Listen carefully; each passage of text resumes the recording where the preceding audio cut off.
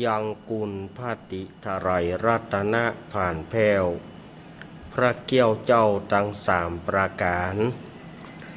หมายมีพระพุทธพระธรรมพระสงฆ์อันเป็นสารณะที่เปิ่งของหมู่เฮาตั้งหลายขอกราบไหว้สาบุญญาปรมีธรรมท่านอาจารย์ท่านพระครูอภิวัฒนวิกรมผู้อำนวยการสถานีวิทยุคลื่นสีขาวเพื่อชาวประชาเจ้าอาวาสวัดปักตางเจริญผู้ดำเนินรายการเสียงธรรมแสงอรุณและรายการอู้จาภาษาธรรมพร้อมไปด้วยต่างท่านครูบาอาจารย์พระสงฆ์องค์สังฆเจ้าภิกษุสามเณรทุกรูปทุกองค์ที่ตั้นได้เปิดวิทยุรับฟังอยู่ต่างวัดต่างวาด้วยความเคารพอย่างสูงสุดยิ่งครับผมสวัสดีเจ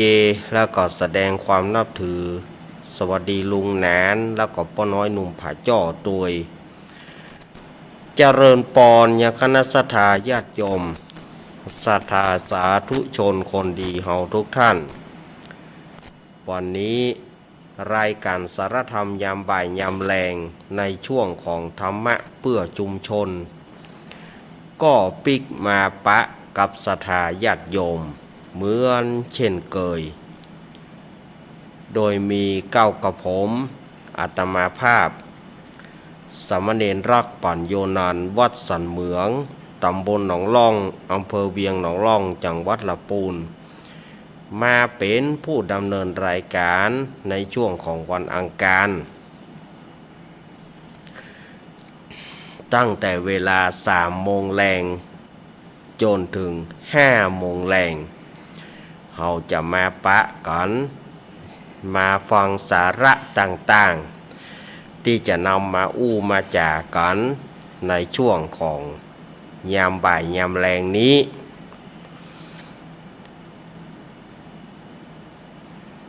ก็อนุโมทนากับสถานีวิทยุต่าง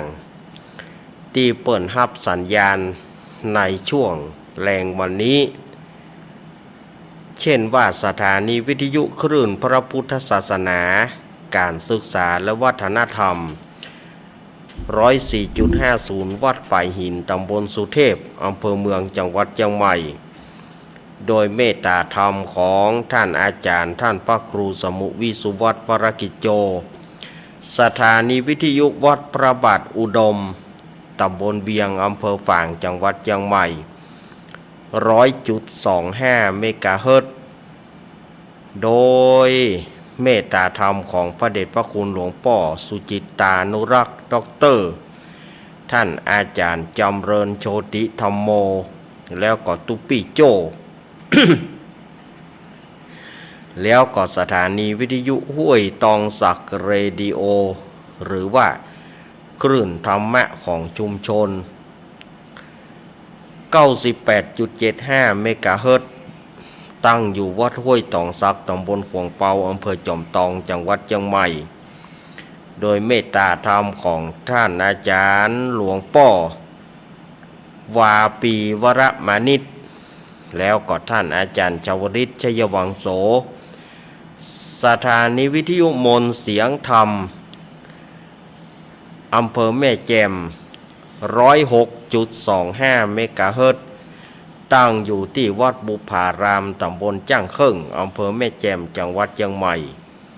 โดยเมตตาธรรมของหลวงพ่อมงคลวิสิทธิ์แล้วก็ท่านปรัตน์อุทัยทั้งสองท่านสองอุทัยสถานีวิทยุบ้านทุ่งเรดิโออำเภอสันปะตองจังหวัดเชียงใหม่โดยการเอื้อเฟื้อถวายเวลาของพ่ออุดมแม่เทียมวันพุทธวงศ์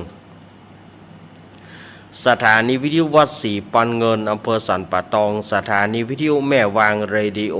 และสถานีวิทยุบ้านแป้นเรดิโอบ้านแป้นอำเภอเมืองจังหวัดลำพูนแล้วก็สถานีวิทยุวัดบุญยวาสวิหาร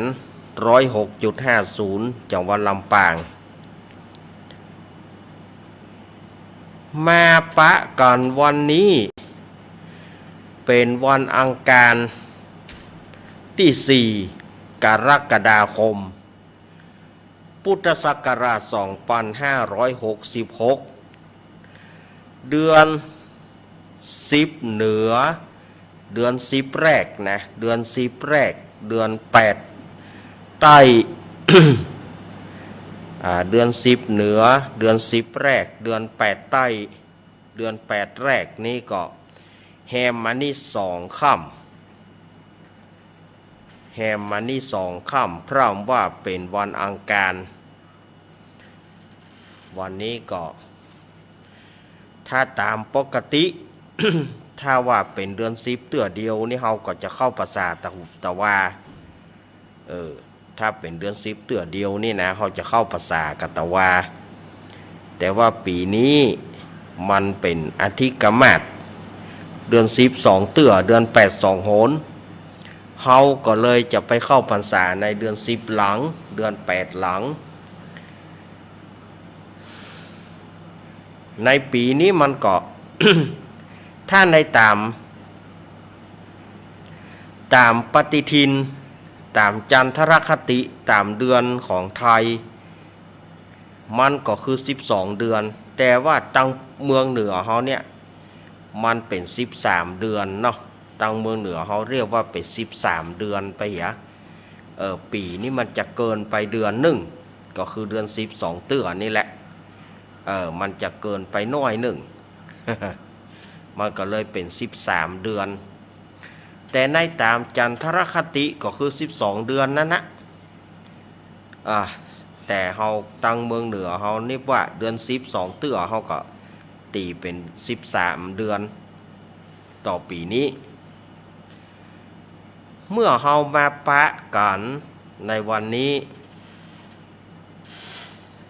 ก่อนที่อาตมาภาพจะได้นำสาระธรรมะต่างๆเอามาเล่าให้ศรัทธาญาติโยมทั้งหลายฟังก็แจ้งกับศรัทธาญาติโยม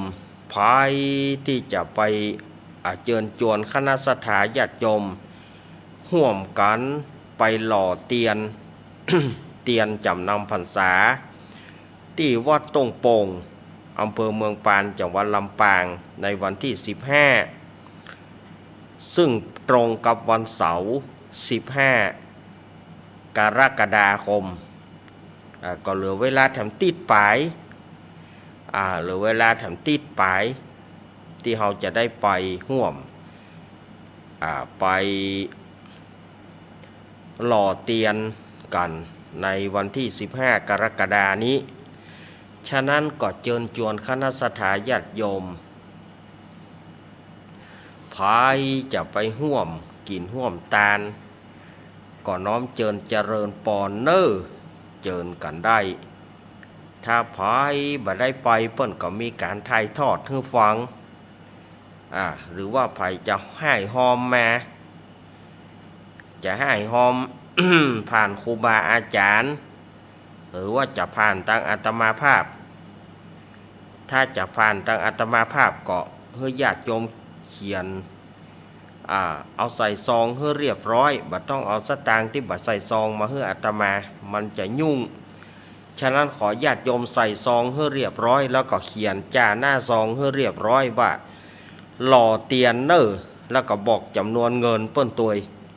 บอกจำนวนปัจจัยเปิ้นตัวว่าญาติโยมหอมเต้าใดเขียนวงเล็บนะว่าหล่อเตียนแล้วก็จำนวนปัจจัยเต้าใดมันจะได้ง่ายเปิ้นก็บ่ต้องได้ไปว่าเต้าใดเปิ้นจะพอจุดนั้นนะศรัทธาญาติโยมเวลาเอาไปแล้วเปิ้นจะเปิ้นหอมตะอั้นเปิ้นจะได้แกะเอายอดตังในมันเปิ้นก็จะไปทำตามเป้าประสงค์ที่เฮาวางไว้มันจะได้ง่ายฉะนั้นญาติโยมที่จะฝากอาตมาก็บ่ต้องเอาสตางค์ไพ่บ่ต้องเอาสตางค์ที่บ่ใส่ซองมาให้อาตมามันจะยุ่ง ฉะนั้นเขียนเอาใส่ซองแล้วเขียนให้เรียบร้อยเลยเขียนให้เรียบร้อยมันง่ายมันง่ายฉะนั้นไผ่จะไปรอเตียนก็น้อมเจริญปอนแล้วเราจะไปถวายเตียนในวันที่วันที่13สิงหาคมวันที่13สิงหาคมเข้าพรรษาได้2อาทิตย์เราก็จะพากันไปที่วัดพระบาทอุดมน้ำบ่อสาวา เราจะไปถวายเตียนที่วัดของพระเดชพระคุณหลวงพ่อสุจิตตานุรักษ์เขาจะได้ไปถวายเตียนกันแถมในวันนั้นฉะนั้นก็น้อมเจริญปอนเนอร์ศรัทธาญาติโยมอยู่จุดไหนมองใดถ้าจะหอมหล่อเตียนก็เขียนวงเล็บที่มุมซองว่าหล่อเตียนถ้าว่าจะถวายจะตานเตียนก็เขียนวงเล็บว่าตานเตียนบอกเขียนจำนวนเงินอย่าตะใดมันจะง่ายตึงคนเอาไปง่ายตึงญาติโยมก็มาอ่านกับปัจจัยตะใดก็บ่ฮู้เวลาที่เอาไปแล้วเกิดบางทีครูบาอาจารย์บัดตันได้อ่านญาติโยมก็จะเดือดร้อนเนี่ยเมาะดีบดีก็ว่าเฮาบ่เอาไปฮื้อบ่เอาไปถวายตามนั้นเดี๋ยวมันยุ่งเนาะฉะนั้นก็เขียนให้มันเรียบร้อยเนอะแล้วก็อาตมาภาพก็ประชาสัมพันธ์เนาะเนื่องโดยตังวัดอาตมาภาพก็ได้แปลงศาลา อาตมาภาพก็ได้แปลงศาลาเพื่อประดิษฐานพระพุทธชินราชไว้ที่วัดสันเหมืองทีนี้อาตมาภาพก็ฮับเสาเปิ้น1 ต้นเมื่ออาตมาภาพฮับเสาเปิ้น1 ต้นแล้วก็อาตมาภาพก็ว่าใครแบ่งบุญกับศรัทธาญาติโยมบ่ใช่ว่าญาติโยมจะห่วมเฉพาะเสาญาติโยมจะห่วมตะใดก็ได้ถ้าญาติโยมมีจิตศรัทธาอยากจะห่วมกับอาตมาภาพเนาะญาติโยมจะห่วมกับอาตมาตะใดก็ได้สำหรับว่าญาติโยมที่จะห่วมเพื่อสร้างศาลาเพื่อเป็นที่เป็นห่มเป็นเงาเพื่อประดิษฐานองค์พระพุทธชินราชประเด็นนี้ก็ลงเสาเอกวันนั้นลงเสาเอกเมื่อวันที่30ก็ยังขาดหลังคาขาดเล็กเส้นขาดหลังคาขาดอย่างไปแหมนักอยู่ถ้าญาติโยมมีเจตนาอยากจะห่วมตาได้ก็ได้ญาติโยมก็แจ้งผ่านอาตมาแจ้งผ่านที่0892140135หรือว่า0837611775ก็ได้ แต่ว่าอาตมาจะบ่ฮับหน้าใหม่เนอะนี่ก็อนุโมทนากับแม่จันเรือนใสแน่สภาแม่เลี้ยงใจบุญเฮาเปิ้นก็ขอทำบุญร่วมกับลูกเนน200 บาทแล้วก็แม่หลวง7 ยอดเนอแม่หลวง7 ยอดแม่หลวงย่อง7 ยอดก็ร่วมทำบุญมาเปิ้นก็ทำบุญกับอาตมาตัวทำบุญกับเสาตัวอันนี้ก็อนุโมทนาแม่หลวง7 ยอดเนอที่เปิ้นหอมมาเนาะตาได้เฮาก็บ่ว่ากันนะ ตาได้เปิ้นก็บ่ว่ากันเนาะอันนี้ก็รอเตียนนี่ก็พ่อบุญธรรมแม่ทองพิมพ์มังสังบ้านสันเมืองนี่ก็ทำบุญ100 บาททำบุญหล่อเตียน100 บาท แล้วก็เปิ้นหอมซื้อที่ดินของท่านอาจารย์สาธิตธีรปัญโย200 บาทอนุโมทนาเนอะเพราะวันนั้นอยู่ๆเปิ้นเอาวันปัจจัยมาให้อาตมาเพราะว่า200 บาทอาตมาก็บ่ฮู้อันใด บอกว่าเปิ้นบอกว่าหับที่ดินกับท่านสาธิตธีรปัญโยจำนวนปัจจัย200 บาทแล้วก็ทำบุญหล่อเตียน100 บาทเนี่ยถ้าเปิ้นบ่เขียนให้เรียบร้อยนะมันยุ่งหัวอาตมายะนะมันจังยุ่งอย่างเงี้ยถ้าเปิ้นเขียนใส่ซองเขียนไว้เป็นอย่างนี่นะมันจะง่ายเปิ้นเอาสตางค์ไพ่มานะอาตมามันปวดหัว ถ้านั้นไผ่จะห่วมก็เขียนใส่ซองเห็นเนอะเขียนใส่ซองให้เรียบร้อยแล้วก็ค่อยว่ากันเนาะวันนี้อาตมาภาพจะมาอู้สถาญาติโยมเรื่องกรรมเนาะกรรมมันเป็นเรื่องกรรมเรื่องเวรที่เฮาได้ยินมาก็ดีว่ามันเป็นกรรมอันใดของคนเฮาเปิ้นบอกว่าสัตว์โลกเฮาเนี่ยย่อมเกิดมาย่อมเป็นไปตามกรรมมันเป็นกรรมที่สร้างมากรรมที่สร้างมาแต่อดีตชาติกรรมที่สร้างมานับครั้งบ่ถ้วนแต่ด้วยมันเป็นกรรมติดตือเนื่องกันมันเป็นกรรมบ่ซ้อบ่วางซึ่งเนี่ยอย่างอาตมาภาพได้ยกหัวข้อกรรมมาซึ่งแต่ว่าเนี่ยอาตมาภาพก็ได้ฟังข่าวแล้วมันมีอยู่ข่าวหนึ่งอันนี้นี่ถือได้ว่าเป็นกรรมมหากรรมเลยสถาญาติโยมนั่นก็คือกรรมของควายแต่อาตมาบอกนะว่าที่ไหนมันจะไปกระทบกระเทือนบ้านเปิ้นแต่ในเขตจังหวัดลำพูนเนี่ยเปิ้นไปถ่ายควายมาจากหงค่าไปถ่ายมาไว้วัดหนึ่งอีกก็แล้วกันเปิ้นไปถ่ายมาแล้วก็โอ้ยมันป้นจากการฆ่าป้นจากการถูกฆ่ามันก็นึกว่ามันจะเป็นอิสระเสรีละมันก็นึกว่ามันจะอยู่ได้แต่ที่ไหนได้สถาญาติโยมพอเปิ้นถ่ายชีวิตมาแล้วตู้เจ้าเปิ้นก็เลี้ยงแล้วเปิ้นก็เอาล่ามไว้เอาล่ามไว้หลังวัดเปิ้นเพราะว่าเนื้อที่เปิ้นก็มีนักเปิ้นก็ล่ามไว้หลังวัดเปิ้นนานมันบ่ตายก็เปิ้นฆ่าแต่ปรากฏว่ามันมาตายฟ้าผ่าสถาญาติโยมมันมาตายโดนฟ้าผ่าเนี่ยที่อาตมายกหัวข้อของกรรมมาว่าเอา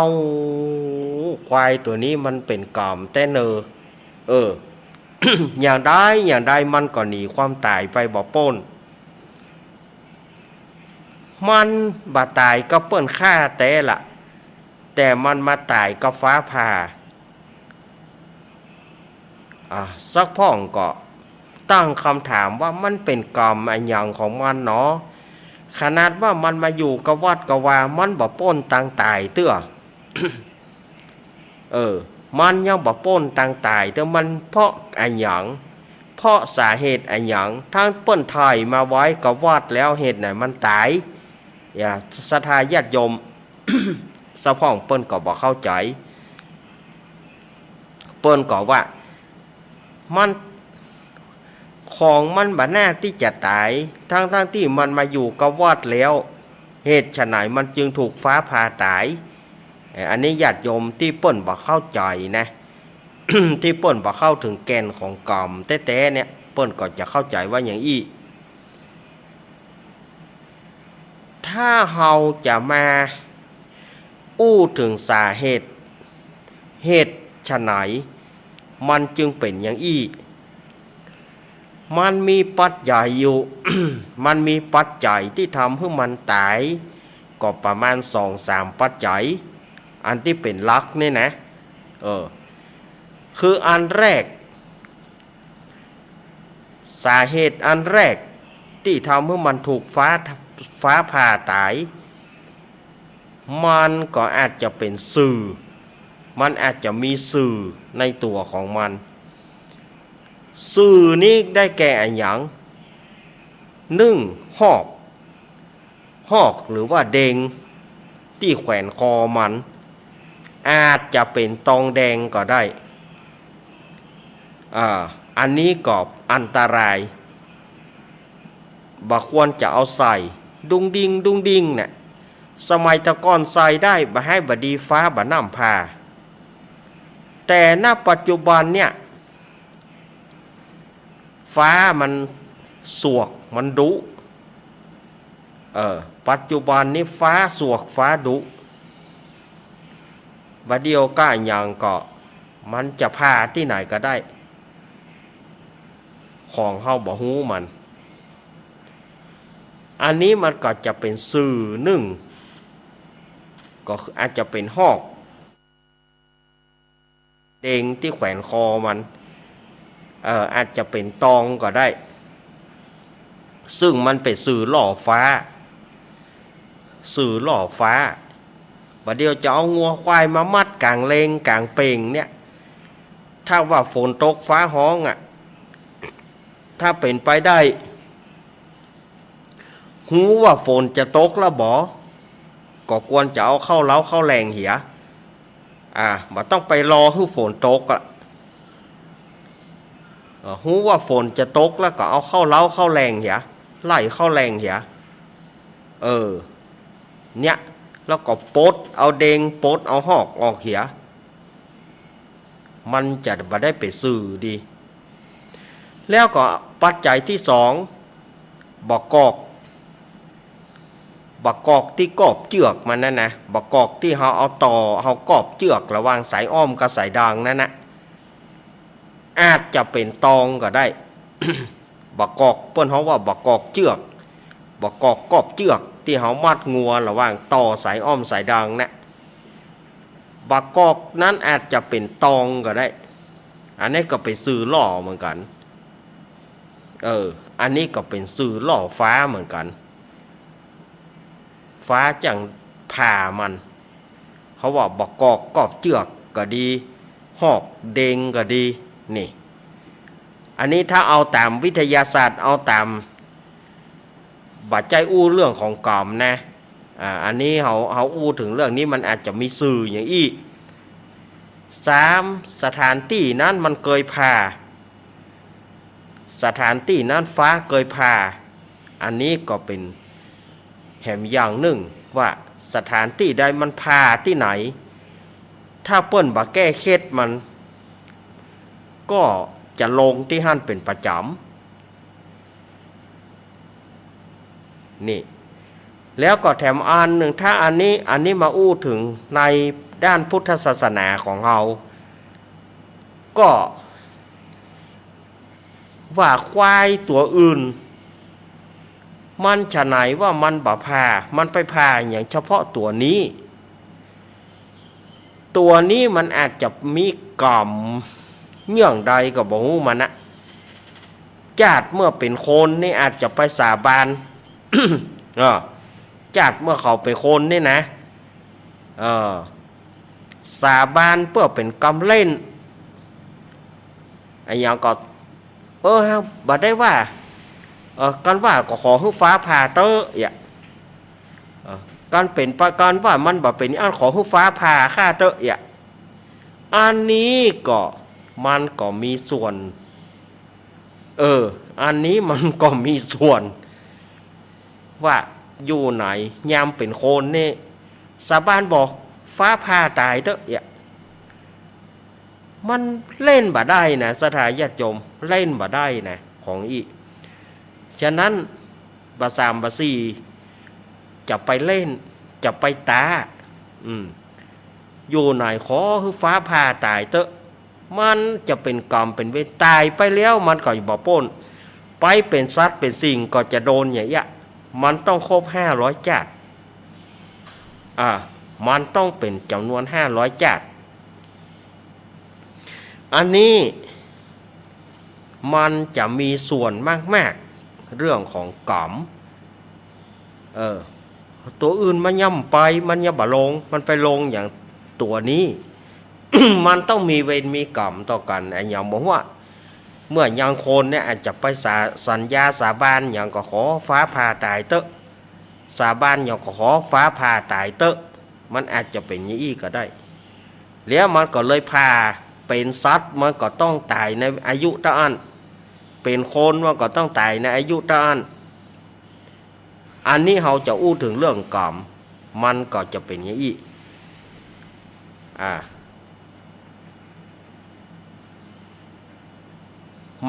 มันมีหลายปัจจัยเนี่ยที่อาตมาว่าแต่แกหนึ่งเดงสองหอกสามบกอกบกอกกอบเจือกมันนะอันนี้มันก็อาจจะเป็นส่วนก็ได้แล้วมาหากรรมอันนี้ขนาดเปิ้นไทยมาไว้กวัดเลยอ่ะมันย่ำโป้นเตื้อมันก็มาตายฟ้าผ่าอยู่มันก็น่าคิดนะถ้าจะเอาไปเสนอว่าอันใดก็น่าคิดเหมือนกันจะว่าเป็นตาปัจจัยที่เป็นด้วยหอกด้วยเดงด้วยบกอกก็แม่นะมันก็จะใจแล้วบัดเดียวนี่สายล่อฟ้าเนี่ยมันมีบัดเดียวมันมีตองแดงอย่างนักมันก็อาจจะเป็นปัจจัยที่ว่าทำให้มันผ่าได้อย่างได้อาตมาจะเล่าให้ฟังนะสมัยนะอาตมาอายุประมาณสักถ้าจำบ่ผิดจะบัด15 กับ 16เนี่ยที่หมู่บ้านใกล้ๆหมู่บ้านอาตมานะมันเป็นหน้าฟ้าหน้าฝนหรอควายเปิ้นมี3 ตัวควายเปิ้นมี3 ตัวในสมัยนั้นนะ40 กว่าปีละอาตมาจะอู้ให้ฟังควายเปิ้นมีอยู่3 ตัวก็คือมีแม่เท่าตัวหนึ่งแล้วก็แม่สื่อตัวหนึ่งแล้วก็แม่น้อยตัวหนึ่ง มันเป็นควายแม่ตึง3แหละควายนี่แต่ก่อนทางบ้านอาตมาก็เคยไปเจ้าควายหมูเนี้ยมาไถนาสมัยก่อนเนี่ยเขาจะไปเจ้าควายของเจ้าของเนี้ยแล้วก็เจ้าควายหมูเนี้ยมาใส่นามาไถนาแล้วพอดีวันนั้นอ่ะมันมืดฝนมันมืดฝนพอมืดฝนแล้วก็เจ้าก็ว่าโอ้ฝนก็จะตกย่ำไปเอาเตื้อไปเอาข้าวแรงเตื้อแต่ตัวแม่สื่อนั่นนะตัวปี่นั่นนะตัวปี่เนี่ยทกลักเข้าบ้านตัวปี่มันนะตัวสื่อนะแม่สื่อนะแม่กลางเนี่ยเนาะถ้าอู้ไปคนก็ไปคนกลางแม่กลางเนี่ยแต่เฮาซัดผมว่างัวผมว่าควายเฮาแม่สื่อควายแม่สื่อควายแม่สื่อควายแม่กลางเนี่ยมันหล่นเข้าบ้านได้เจ้ามันก็มัดก็ได้จะไปเอาแม่มากับน้องมันบาดตานได้อันนี่มัดตัวสื่อนั่นแล้วกำเดียวใส่ปั้งตึงแม่ตึงน้องตายสดายญาติโยมสมัยนั้นอาตมาอายุประมาณ15จะใบย่างเข้า16นั่นนะสมัยนั้นเหลือก้าควายแม่สื่อตัวเดียวแม่เท่ากับแม่น้อยนั้นตายขำกลางโต่งในสมัยนะใกล้หมู่บ้านอาตมานั่นนะแล้วมาเมื่อลูนนี่แถมอันนี้ก็เป็นนายบ้านอาตมานะเอาควายเอานะเป็นงัวหล่ามกลางโต่งบอกว่าพาแม่มันตายแต่ลูกมันแก้มไหม ลูกมันแก้มไม้ลูกแก้มลูกมันนั่นนะแก้มงัวน้อยนั่นนะเมียเป็นหอยไม้หมดเอ้ยอยู่ไหนห้องแบ่แบ่แบ่ห้องเจ้ามันขายถูกขายแหดไปอันน่ะแก้มมันเป็นหอยไม้แล้วมาแถมเตื้อหนึ่งที่อาตมาเจอจังๆก็คืออันนั้นก็งัวสองแม่ลูกเหมือนกันงัวสองแม่ลูกอันนั้นแล้วขำตีถึงสองที่อาตมาเจอเนี่ยแล้วก็อาตมามาได้ยินก็คือควายที่ว่าเนี่ยเปิ้นไทยจากโฮงค่ามากับย่อมบัดบ่โป้นเตื้อถือว่ามันเป็นกรรมของโคนเฮาสัตว์ก็มีกรรมโคนก็มีกรรมมันเป็นกรรมมดกู้ยังฉะนั้นเฮาจะแย่งได้ที่เฮาจะป้นกรรมก็คนโบราณว่าจ้างกินจ้างแก้คนโบราณเพิ่นว่าจ้างกินกับจ้างแก้ก่อการแก้มันก็คือการทำบุญนั่นนะศรัทธาญาติโยมเนาะการทำบุญหยาดน้ำหมายตาลไปหาเจ้ากรรมนายเวรอาตมาก็เคยว่ามาหลายเตื้อแล้วว่าหยาดน้ำหมายตาลเจ้ากรรมนายเวรเจ้าเวรนายกรรมหยาดน้ำเป็นประจำตึงวันเจ้ากรรมนายเวรเจ้ากรรมนายเวรมันจะได้ผ่อนนักคือเป็นเบามันจะได้ผ่อนนักคือเป็นเบามันก็น่าจะเป็นมาอย่างอี้นะอาตมาว่านะเนาะอันนี้ได้ยินแล้วก็สลดใจอย่างตะวาก็ฟังข่าวไปก็โอ้ยควายตัวนี้มันไปกล่อมมาอย่างของมันจากโฮงค่าแล้วก็มาตายฟ้าพายขนาดตู้เจ้าซื้อมานะตู้เจ้าไทยมาย่อมโป้นเตื่อยพ่องก็บอกโอ้ตู้เจ้าป้อมศักดิ์สิทธิ์พ่องเอาตู้เจ้าก็จะไปศักดิ์สิทธิ์จะได้ตู้เจ้าจะช่วยอย่างได้ก็มันเป็นกรรมของมันมาอย่างนั้นกรรมของมันมาอย่างนั้นแล้วไผก็ช่วยบ่ได้ตู้เจ้าก็อยากคือเกิดก่อตู้เจ้าก็บ่อยากคือเกิดเปิ้นจะไปอยากคือเกิดจะได้เปิ้นซื้อมาก็ได้อินดูนั่นน่ะเปิ้นก็บ่ฮู้ว่ามันจะต้องมาตายอย่างอี้ถือว่าเป็นกรรมของมันเนี่ยอาตมาภาพก็เอามาศรัทธาญาติโยมไปว่ามันเป็นกรรมเป็นเวรอย่างอี้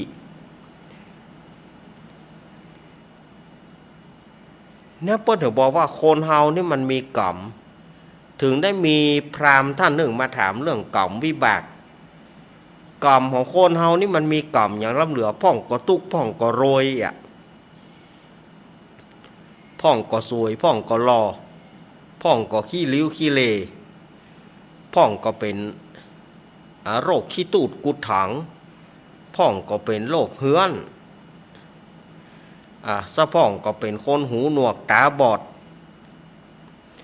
พ่องก็เป็นโรคแข้งงอคอขางอก็มันเป็นหยังถามพระพุทธเจ้าพระพุทธเจ้าพวกก็บอกว่ากรรมน่ะเขาได้ทำไว้อย่างใดเขาก็ได้รับผลกรรมนั้นมานี่กรรมคนหูหนวกตาบอดเพราะเป็นกรรมอย่างใดกรรมเพราะว่าเวลาเขาหารเปิ้นใส่บาตรทำเป็นบ่ใส่ทำเป็นบ่หูทำเป็นบ่ได้ยินทำเป็นบ่หารบ่มีก็ยกมือ10 นิ้วบ่มีอย่างเน้อยกมือ10 นิ้วสาธุอันนี้ขาบเผียหล่นไปหมอบหล่นไปขาบอันเนี้ยเปิ้นว่ากรรมเนี่ยทำให้คนได้หูหนวกตาบอดคนแข้งขอขางอก็ได้ไปทำอย่างที่มันบดีบดักต่อซักต่อสิ่ง เกิดมาจากนี้ก็เลยไปแข้งคอขางอคนเป็นขี้ตูดกุดทางเป็นโรคเรื้อนนะบัดเดียวนี่เปิ้นบอกว่าโรคขี้ตูดกุดทางนะแต่ก่อนนี้เปิ้นเขาว่าเป็นโรคขี้ตูดสุมาตะตีนกุดมือกุดนะเปิ้นเขาว่าโรคขี้ตูดโรคกุดทางนะโรคแต่บัดเดียวเปิ้นท้องงามๆหน่อยหลีกเลี่ยงหน่อยโรคเรื้อนเนี่ยนะโรคเหือนบัดเดียวนี้เปิ้นมียารักษาหรอสถาญาติโยมบัดเดียวเปิ้นปาไปรักษาที่โรงพยาบาลของเปิ้นนะเปิ้นมีโรงพยาบาลเฉพาะของเปิ้นรักษากักตัวไอ้หยังรักษาเอาจนหายมันจึงบ่มีโรคนี้มันบ่แพร่โรคเรื้อนหรือว่าโรคขี้ตูดกุดทางบัดเดียวมันบ่แพร่กระจายสมัยแต่ก่อนนี้แพร่กระจายมันโคนหันก็กลัวโคนหันก็กลัวบ่หน้าครบบ่หน้าพอบ่หน้ากอยแต่เปิ้นก็บ่เยี่ยหยังเข้าไปนะแค่ขอเข้าสมัยก่อนเปิ้นมาขอเข้าเนาะอาตมาเขากลัวนะลุงสุขใจเนี่ยอาตมาเขาเป็นละอ่อนกลัวลุงสุขใจนั่นน่ะกลัวขนาดเพราะเปิ้นเป็นโรคเรื้อนนะเป็นโรคขี้ตูดกุดทางนะสมัยก่อนเขาว่ามือเมียมือกุดไปหมดเขาเป็นละอ่อนเขาก็กลัวเปิ้นก็บอกจะไปโล่นลุงขอเข้าบ่ได้ลุงขอเข้าบ่ได้ขอเข้าป่านลุงหน่อยเนี่ยเอาอยู่ปองกันอยู่ปองเอาถุงลุงมาเอาถุงลุงมาแล้วก็เอาเข้าใส่ลิตรสมัยก่อนก็ล่ำเหลือนะเขาก็รังเกียจเปิ้นกลัวเปิ้นแต่ยอมห้ามว่าสมัยก่อนก็ตึงกลัวตึงสุแม่ญาติโยมแล้วตึงกลัวตึงขี้จ้าเนาะเพราะเขาบอกหูถึงว่าโลกนี้มันเป็นด้วยกรรมด้วยเวรเนาะเขาก็เปิ้นเอาถุงล่อนปองมาเขาก็เอาเข้ารอถุงไปเหียไปเหียเนอเขากึดบะเดียวเขาก็เปิ้นมาขอเขาก็บ่มีแก้จิตแก้ใจก็เขาเป็นละอ่อนมันหังหน้ากลัวนี้เนาะมันหังหน้ากลัวนี้ คนเฒ่ามันจังจุเหรอแต่ก่อนคนเฒ่าจังจุว่าผีบ้าตาบอดมันมาเอาละอ่อนมาหันละอ่อนบ่ได้แล้วมันหักคอใส่ถุงมันหั่นคนเฒ่าหังจุนี่เนาะสมัยก่อนนะระวังเด้อผีบ้าตาบอดนะมันมานะมันหันละอ่อนมันหักคอละอ่อนจ่งเข้าใส่ถุงว่าหั่นมาเอาไปแกงใส่หน่อว่ะไอ้หยังวะเขาว่ากัน มาเอาไปแกงใส่หน่อพ่อมาเอาไปเลี้ยงผีขุมเงินขุมคำอย่างคนเฒ่ามันจุละอ่อนแล้วเฮาก็เลยกลัวอย่างพี่น้องตังดอยเพิ่นมาขอเข้ากลัวได้เนอะแม่จังบอกเอาเข้าเฮ้อเปิ้นกลัวบักใกล้เปิ้นห่างไป2 วาปุ๊ เอาเข้าจอมถุงกลัวเปิ้นยับหักคอเนี่ยเขาเป็นละอ่อนเนาะเพราะว่าผีบ้าตาบอดนี่หรอผีบ้าตาบอดอารวาสยับละอ่อนไปมันก็มีจนเต้าบะเดียวนะสถาญาติโยมบะเดียวนี่ซ้ำหายว่าผีบ้าตาบอดมาในนามของรถตู้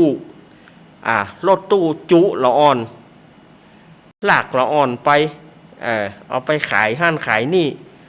ลากละอ่อนไปเอาไปเลี้ยงผีขุมเงินขุมคำบะเขาว่าสมัยตะก่อนนี่หักคอละอ่อนใส่ถุงเฮาก็กลัวแต่หรอเฮาเป็นละอ่อนเฮาบ่ฮู้อหย่างแล้วเฮาก็กลัวแต่ถ้าเอามานึกใจยามบะเดียวเนี่ยมันเป็นกรรมของเปิ้นมาอย่างนั้นกรรมที่เปิ้นได้สร้างได้ทำมันจะเป็นกรรมอย่างใดเฮาก็บ่ฮู้เปิ้นมันเป็นกรรมมันเป็นกรรมของเปิ้นที่เปิ้นได้สร้างได้ทำมามันจะเป็นกรรมกี้จาดกี้เจนก็บ่ฮู้ที่เปิ้นเป็นเปิ้นก็บ่อยากจะให้เป็นอย่างอาตมานี่เหมือนกัน นี่อย่างเกิดมาต้องตาเสียถึงสองข้างเฮาก็บ่ฮู้เหมือนกันจะไปถามเฮาก็บ่ฮู้เหมือนกันว่าเฮาไปทำกรรมอย่างไว้จัดก่อนเฮาก็บ่อาจที่จะมาอู้ให้ศรัทธาญาติโยมได้ว่าอาตมาได้ทำกรรมอันนี้ไว้เพราะอาตมาก็ยังเป็นปุถุชนอาตมาบ่ได้เป็นอรหันต์อาตมาบ่ได้เป็นผู้สำเร็จธรรมก็ยังเป็นคนเดินดินนะแม่นก็อาตมาก็ยังเป็นคนเดินดินธรรมดาคนเดินดินกินข้าวแกงญาติโยมว่าคนเดินดินกินข้าวแกงก็ยังเป็นคนทั่วไปบ่ได้สำเร็จอะไรอย่างเฮาก็บ่ฮู้ว่าเฮาไปทำกรรมอย่างแม้ชาติหน้าจะดีก็ท่านก็เฮาก็บ่ฮู้เฮาก็หวังว่าอย่างนั้นนะถ้าชาติหน้ามีจริงก็ขอให้มันดีในการที่เผยแพร่ธรรมมาเนี่ยชาติหน้าก็ขอให้ดีแต่เฮาบ่ฮู้ว่าชาติหน้ามีแต่ก็แล้วจะได้เกิดก็เฮาก็บ่ฮู้แหมละเนาะศรัทธาญาติโยมว่าจะได้เฮาก็บ่ฮู้แถมละว่าเฮาไปทำกรรมอันนี้มากรรมมาอย่างมาแล้วกรรมเฮาจะถึงว่าชาติหน้าเฮาจะป้นก็เฮาก็บ่ฮู้ว่าเฮาจะป้นหรือไม่ถ้ามันป้นเกิดมาสมมุตินะอันนี้เฮาสมมุติกันบ่ได้ว่าเกิดมาชาติหน้าฉันใดถ้าตาเฮาเป่งลึงก็ถือว่าเฮาป้นกรรมถ้าเกิดมายังมืดบอดไปแหมอยู่เฮาก็บ่ป้นกรรมนั้นเตื้อก็ใช้มันไปอีกบางคนบอกว่าท่านอดได้ไหมได้50 กว่าปีผมนี่อดบ่ได้ก็อดบ่ได้จะแย่งใดก็มันบ่ตายเฮ้อว่าอย่างใดจะอดอย่างใดก็มันบ่ตายเฮ้อซะเตื้ออันนี้อู้กันทองแก้ทองแกนแล้วนะญาติโยมนะญาติโยมบางคนบอกเข้าใจถ้าเป็นเจ้านะเจ้าถึงอดบ่ได้เป็นผมถึงอดบ่ได้ผมห้ามสภาพนี้บ่ได้โยมต้องห้ามถ้ามันถึงจุดนี้มาจะเงี้ยได้มันก็ต้องห้ามเพื่อได้บ่ได้มันก็ต้องได้บ่ใช่ว่าบ่ได้ให้ดินดาวแล้วมันจะเปล่งมากขึ้นมาไม่มีทางที่เปิ้นรักษาได้นะเนาะอันนั้นเป็นบุญของเปิ้นที่เปิ้นรักษาได้นะมันเป็นบุญของเปิ้นอนุโมทนาสาธุกับเปิ้นสมัยบัดเดียวคนทั่วไปเปิ้นยาได้จริงหรือไม่เปิ้นมีตาปลอมเขาใส่แล้วท่านยังบ่ไปใส่ถามว่าใส่แล้วมันบ่หานใส่แล้วมันหานก่อเขาก็บอกว่าใส่แล้วมันดูดีใส่แล้วให้มันเท่หน่อยแต่มันบ่หานแล้วให้จะใส่หยังใช่ไหมญาติโยมในเมื่อเฮาใส่แล้วมันบ่หานแล้วเอาใส่เพื่อว่าให้มันดีควักตาออกเอาบ่กอกเขายัดมันจะมีประโยชน์นะอันใดมันจะมีประโยชน์อะไรยังห้ามใส่ดีกว่าป่วยมันอย่างเงี้ยก็ของมันติดมาอย่างนั้นตายไปเมื่อใดมันก็ป้นบ่ป้นเฮาก็หมูแล้วแต่ปาละโลกไปแน่ท่านอยู่มาได้50 ปีเป็นผมนี่ถ้าจะตายจะตายได้อย่างไรโยมจะอย่างไรครบลิ้นตัวเก่าใครถามเหมือนกันนะโยมจะอย่างไรครบลิ้นตัวเก่าตายครบจนลิ้นปูดนั่นมันตายก็มันบ่ตายทรมานโยมแห่งต่างหากโยมจะอย่างไรก้อนใจก็มันจะตายก็เลยหายใจซ้อมมาแถมจะโดนน้ำตายก็กลัวจะยิงตัวเก่าก็กลัวอย่างใด อาตมาก็บอกเข้าใจนะโยมเขาจะมาว่าอาตมาอู้กับอาตมาสนทนาธรรมกันนะบางทีโยมบอกจะสนทนาธรรมนะถ้าไปผมอยู่บ่ได้ถ้าไปเจ้าอยู่บ่ได้แล้วโยมจะอย่างใดอ๋อถึงจะหาวิธีให้มันตายตายแล้วโยมจะป้นก่อนถามก่อนบอกว่าเรื่องนี้ไปแหมอย่างไปแหมอย่างนี้บัดนี้จะจากที่เฮาจะป้นกรรมนะจากนี้เฮาซ่อมป้นแล้วไปฮับมันแถมอันนี้บอกเจ้าว่าอาตมาว่ารุนแรงนะญาติโยมอันนี้เฮาเอามาอู้กันมาได้ว่าเฮาเอาใจให้มันคุ้มค่าอย่ามันตายเมื่อใดก็จังมัน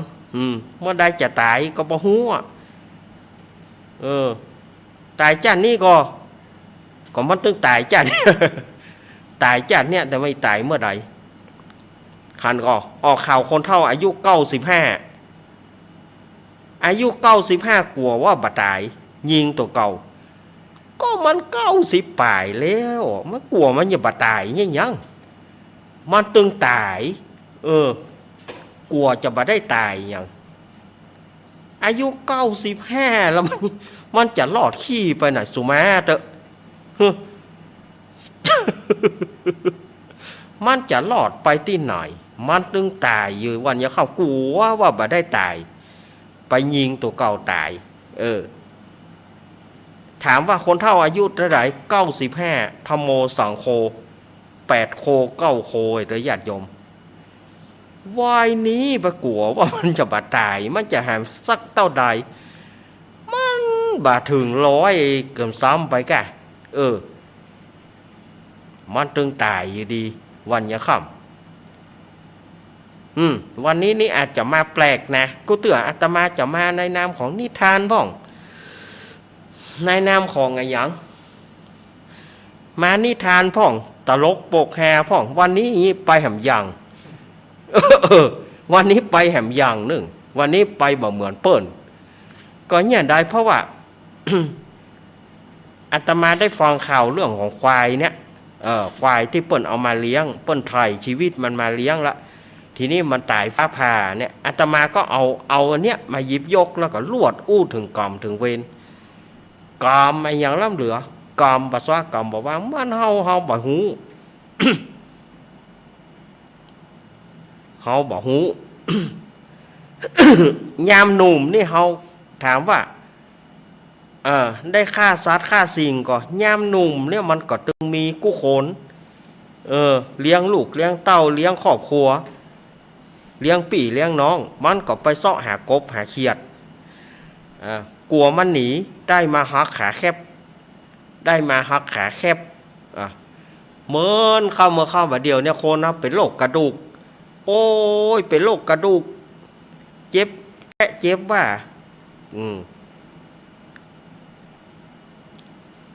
ก็โกบเขียดหมูนั่นเนาะ โกบเหรอได้มาหักขาป่ะเหรอมันก็เจ็บทุกขเวทนาเหมือนกันที่คนเฮานี่ดิ้นจ่งดิ้นจ่างคนเฮาดิ้นจ่งดิ้นจ่างเจ็บล่าตามล่ามจ้างเนี่ยใดบ่มีอย่างจะสู้กับมันตายก็ตายอย่าเตอะตายวันนี้มันพูกจะมันตายเตอะมันบ่ตายอย่างไรมัน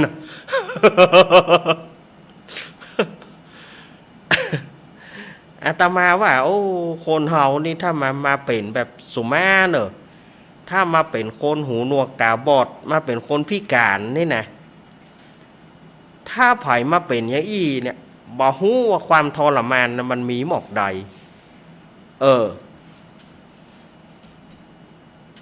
แต่เฮาจะอย่างใดมันถึงจะพ้น ก็มันตายนะกะมันตายก็พ้นมันบ่ตายมันก็บ่พ้นต้องสู้ต่อไปชีวิตบ่สิ้นก็ดิ้นชีวิตบ่ดิ้นก็สิ้นชีวิตเฮาเนี่ยมันจะไปที่ไหนศรัทธาญาติโยมฉะนั้นก็ขอให้ศรัทธาญาติโยมทำบุญทำกุศลทำบุญไว้เข้าภาษานี่เปิ้นจัดรถด่วนขบวนพิเศษไปบ่ได้ไปหอมเปิ้นฟังธรรมวัดว่าหอม มีตะใดก็หอมเปิ้นจะว่ามีสตางค์บ้านบ่ได้เปิ้นบ่ใจว่ามีตังบ้านจอมขาแลกไปเลยหอมเลยใจขึ้นเปิ้นสร้างวิหารสร้างศาลาอีแม่มี20 บาทหอมไปเตอะจะไปกลัวไผว่าสตางค์เฮาหาน้ำพักน้ำแรงเฮาถ้ากลัวไผว่าสะพองนี่มีน้อยจะหอมน้อยกว่าเปิ้นว่าก็เปิ้นบอกว่าศรัทธาญาติโยมมีแต่ใดก็หอมไปเตอะตลอดภาษา13 ศีลอีแม่จะหอม13 บาทเท่ากับจำนวนภาษาได้มันเท่ากลัวไผว่าอีแม่มินิ3 ซาวอีแม่มินิ3 ซาวจะหอมได้ก็ตลอดภาษาได้3 ซาวก็60มันถึงได้อยู่แล้วนี่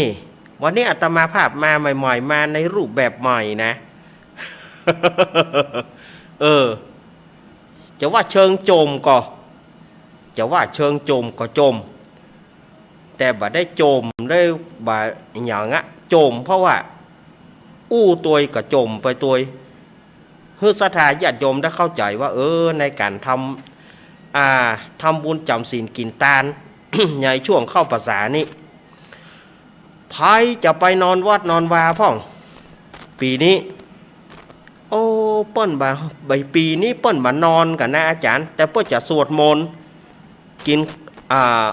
ปิกไปบ้านก็กินข้าวน้ำจ้ำข้าวแรงแล้วจะไปสวดมนต์แล้วก็จะปิกหรือว่าจะฟังเทศบางที่จะฟังเทศแล้วก็จะปิกได้ถามว่าได้บุญก็ได้นะกะอันนี้ส่งมันถึงได้หมดได้หมดอะญาติโยมบ่ทักบัวว่าบ่ได้อันนี้ส่งแค่เฮาว่านะโมเนี่ยนะโมตัสสะภะคะวะโตอะระหะโตสัมมาสัมพุทธัสสะเฮาได้บุญอยู่แล้วคนฆ่าจ้างมีใจหนุ่มคนหนึ่งฆ่าจ้าง1 โขงจ้างนี่เปิ้นห้องเป็นโขงเปิ้นบ่ได้ห้องเป็นหมู่ฆ่าจ้างตายไปเป็นโขงไป10 กว่าโขงฆ่าจ้างพอจะตายใกล้จะทอดจิตแล้วนึกถึงพุทโธบ่ได้พุทโธได้3 กรรมด้านน่ะพุทโธได้3 กรรมตายได้ไปเป็นเทวดา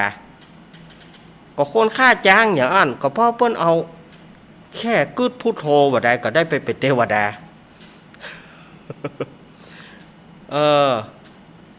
เนี่ยฉะนั้นเราจะไปมองข้ามนะอย่ามองข้ามความปลอดภัยอย่ามองข้ามความปลอดภัยอย่ามองข้ามว่าทำบุญน้อยกลัวบ่ได้บุญนะจะไปว่าบ่ต้องว่าทำจะอยู่อานิสงส์บวชทำอานิสงส์บวชว่าจะได้เอาลูกเปิ้นมาบวชอานิสงส์ก็ได้เหมือนเดียวกันเฮาบ่มีลูกป้อใจเฮาไปฮับผ้าฮับอย่างเฮาก็ถือว่าเป็นฮับบวชได้อานิสงส์4 กัปเป็นตู้เจ้าอานิสงส์8 กัปกัป1ญาติโยมว่าญาติโยมเอาขุดหลุมได้ปานวาขุดหลุมได้ปานวาเนี่ยญาติโยม100 ปีติบไหนเทวดาผักกาดมาหยอดเม็ด 1เมื่อใดเม็ดผักกาดนั้นมันเต็มหลุมเมื่อนั้นมาได้ชื่อว่ากัป1แน่ญาติโยมฉะนั้นญาติโยมอย่าได้คิดว่ามันบุญไปเล็กน้อยนะบุญมันบ่เล็กน้อยล่ะที่แรกอาตมาว่าจะเตะทำแต่เอาเปล่ามามันติดพันก็เลยจะครบชั่วโมง ญาติโยมเฮ้ยมันจะครบชั่วโมงละก็เลยว่ากันไปจักแนวเหยียดเฉียดเมืองใต้ไปฟังนี้ก็เต้อนะก็เดี๋ยวยังมีรอบหลังอยู่ก็ยังรอบโบยมีแหมอยู่ แน่จะไปฟังนีกันเตื้อเอออู้ยังบ่ไปจับไปแน่ก็เฮาเล่นละครบางคนชอบบางคนก็บุยปากเข้าใส่เล่นอย่างหุเหมือนเปิ้นแน่เวลาเฮาอู้เรื่องกรรมเรื่องเวรมันจะอู้ให้ตายอย่างเรื่องกรรมเรื่องเวรเฮาก็บ่ฮู้อีหยังได้อู้ไปอันนะช่วงแรกอาตมาหมดเวลาก่อนเนอะจะไปฟังไปไหนเตื้อก็เดี๋ยวปากันรอบที่2เจริญปอน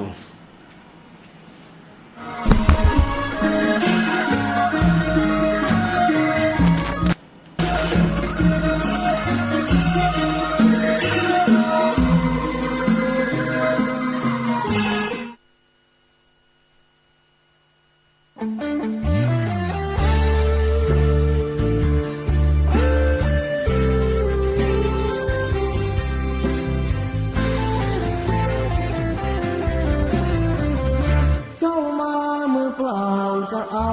อะไรเมื่อตอนเจ้าไปเจ้าก็ไปเปล่าเช่นกันชื่อเสียงหยดยาหากเอาไปไม่ได้สักคำแล้วใหญ่ยิ่งแย่งแข่งขันก็คุยกันข้าบันตัดรอเงินทองตามส่งแค่โรงพยาบาลญาติมิตรวงวานลูกหลานส่งแค่เชิญตะกอนจะมีใครเล่าอยู่กับเรานอนเฝ้ากองฟอนวางดอกไม้จันทร์แล้วจรกลับไปนอนบ้านใครบ้านมันใหญ่ขับฟ้า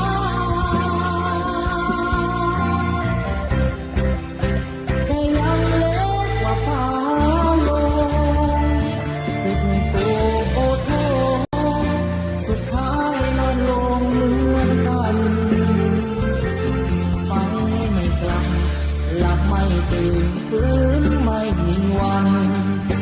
ชีวิตหลังความตายนั้นนรกสวรรค์ยังรอ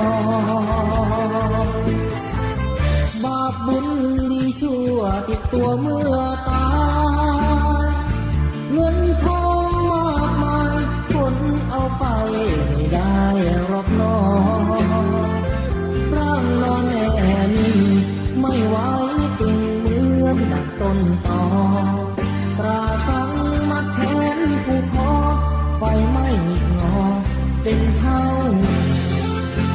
มีคน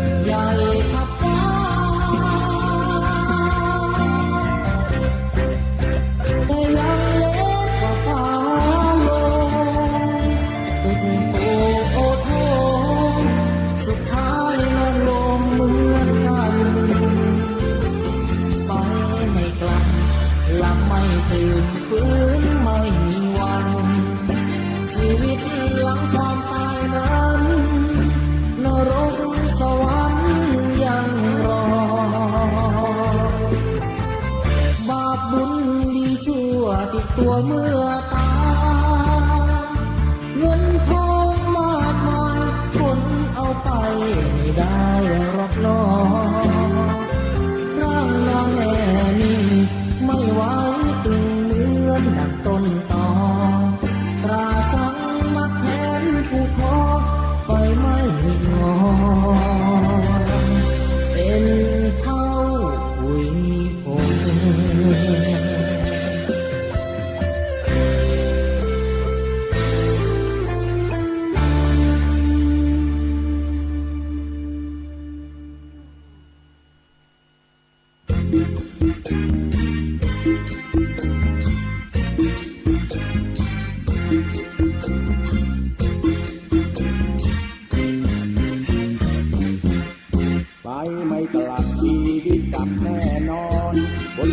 แต่ก่อนทุกคนต้องนอนที่นั่น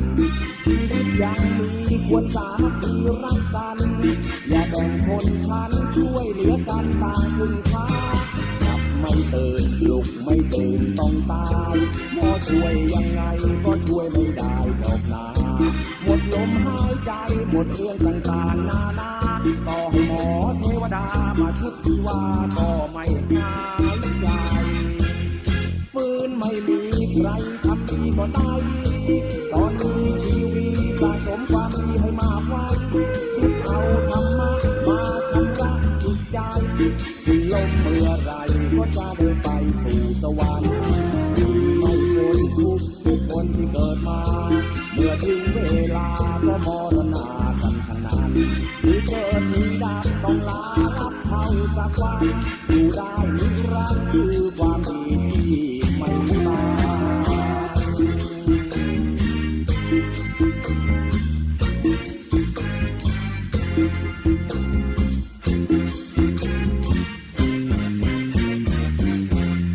ฟื้นไม่มีใครทำดีก็ตายดีตอนนี้ชีวิตสะสมความดีให้มากไว้ยึดเอาธรรมะมาชำระจิตใจสิ้นลมเมื่อไรก็จะได้ไปสู่สวรรค์ไม่พ้นทุกคนที่เกิดมาเมื่อถึงเวลาก็มรณากันทั้งนั้นที่เกิดมีดับต้องลาลับเข้าสักวันอยู่ได้นิรันดร์คือความดีที่ไม่ตาย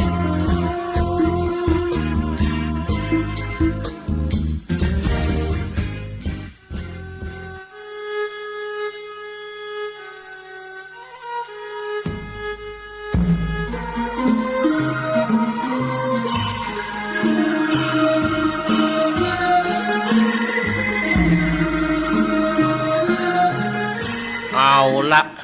ศรัทธาญาติโยมต่างหลายอาตมาภาพก็ได้พักฉันน้ำเตี้ยวไปเตี้ยวมาตำในห้องส่งนิหกรรมแล้วก็มาเข้าสู่ช่วงที่สองของรายการสารธรรมยามบ่ายยามแรงช่วงของธรรมะเพื่อชุมชนนี่ก็เข้ามาช่วงที่สองแล้วเนาะ เป็นจะได้พ้องศรัทธาญาติโยมฟังแล้วเป็นจะได้วันนี้มารูปแบบใหม่ที่อาตมาว่านะเนาะอู้ไปกับเรื่องกรรมเรื่องเวรสปะวันนี้ช่วงเข้าพรรษานี้ศรัทธาญาติโยมตลอด13วันพระ13วันศีลญาติโยมจะไปทำบุญที่ไหนจะไปตานเตียนที่ไหนแน่จะไปตานเตียนตังใดอนุโมทนาบุญเนอะภายที่จะเรียกว่าภายจะไปถวายผ้าอาบน้ำฝนเปิ้นมีการถวายผ้าอาบน้ำฝนถวายเตียนจำนำพรรษาสมัยบะเดียวเปิ้นยังถวายหลอดไฟท่านอาจารย์สมัยตะก้อนเปิ้นยังถวายเตียนสมัยบะเดียวยังถวายหลอดไฟมันได้อานิสงส์ก็มันได้เหมือนกันหมดสมัยบะเดียวนี่ก็คือว่าคนเฮาเนี่ย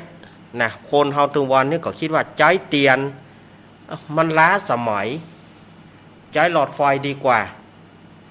เอาหลอดไฟฮะนะหลอดไฟเสียก็เปลี่ยนเนี่ยมันก็เป็นความคิดของญาติโยมเองนะเตียนก็มีประโยชน์หลอดไฟก็มีประโยชน์หลอดไฟฟ้ามีประโยชน์ไหมหลอดไฟฟ้ามีประโยชน์เหมือนกันเตียนมีประโยชน์ไหมเตียนก็มีประโยชน์สมัยก่อนเปิ้นตานเตียนเปื้อนอย่างท่านอาจารย์สมัยก่อนมันไม่มีไฟฟ้า พระสงฆ์องค์เจ้าจะต้องจำพรรษาตลอด3 เดือนก็ต้องอาศัยเตียนนั่นนะเอาไว้ตาม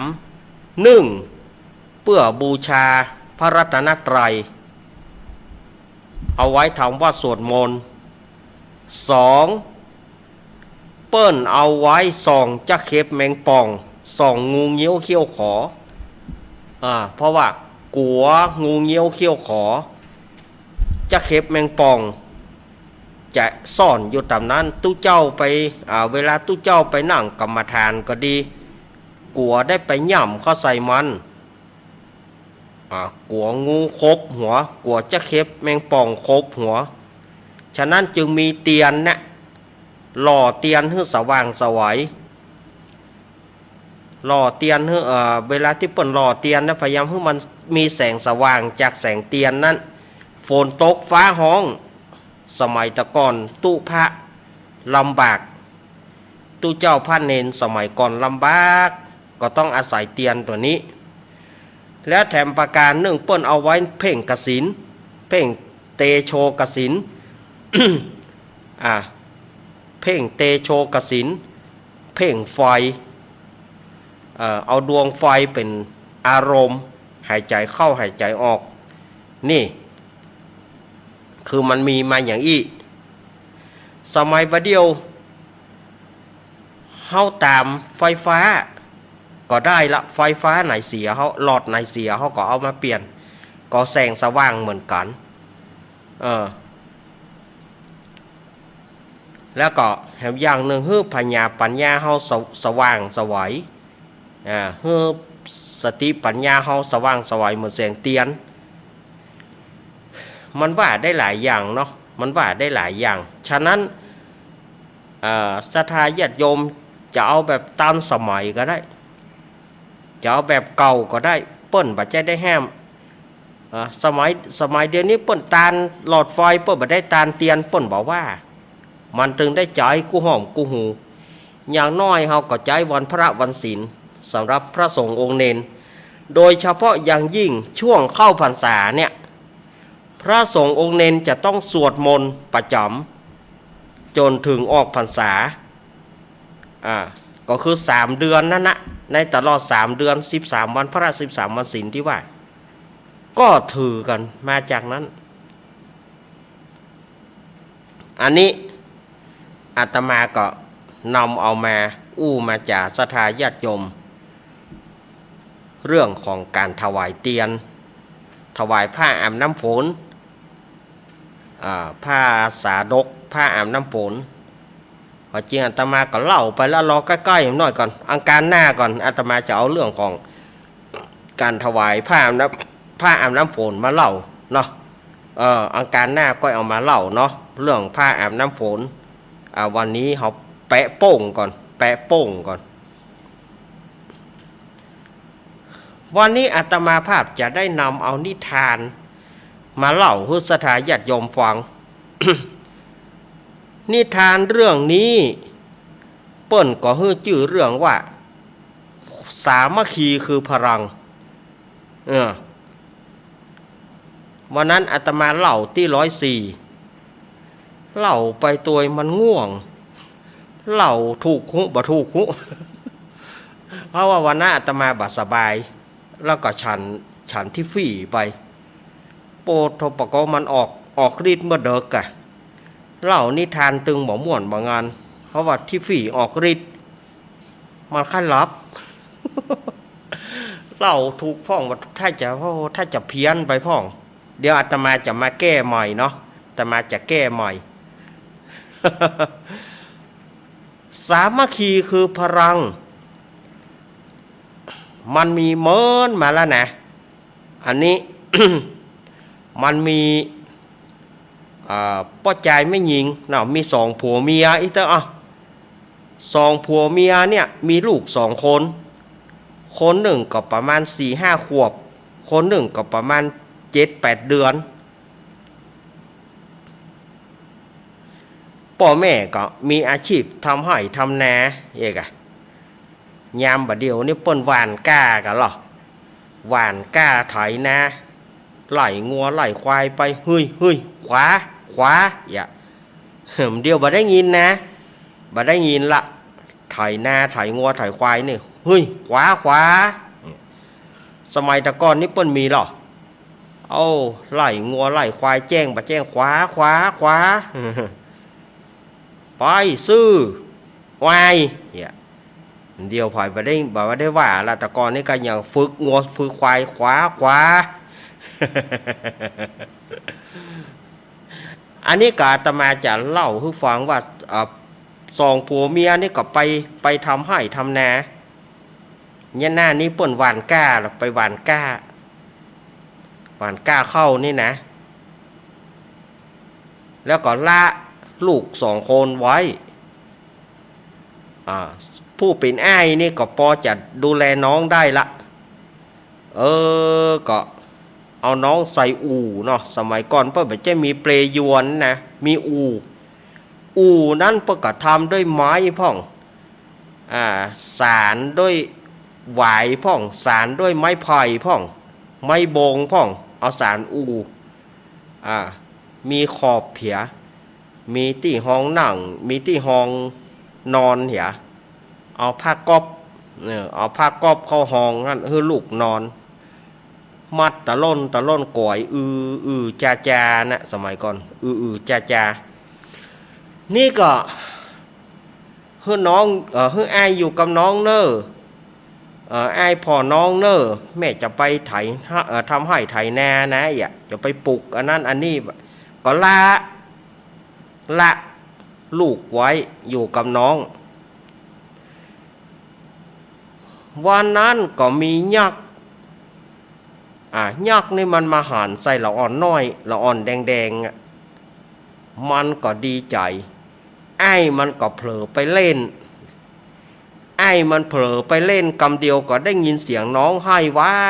ยเนาะโล่นมาพอไปว่ายักษ์เอาน้องไปกินละอ่อนมันก็บะจ้างอย่างใดมันก็มึงกินลูกมึงกินน้องกูหยังนี่แน่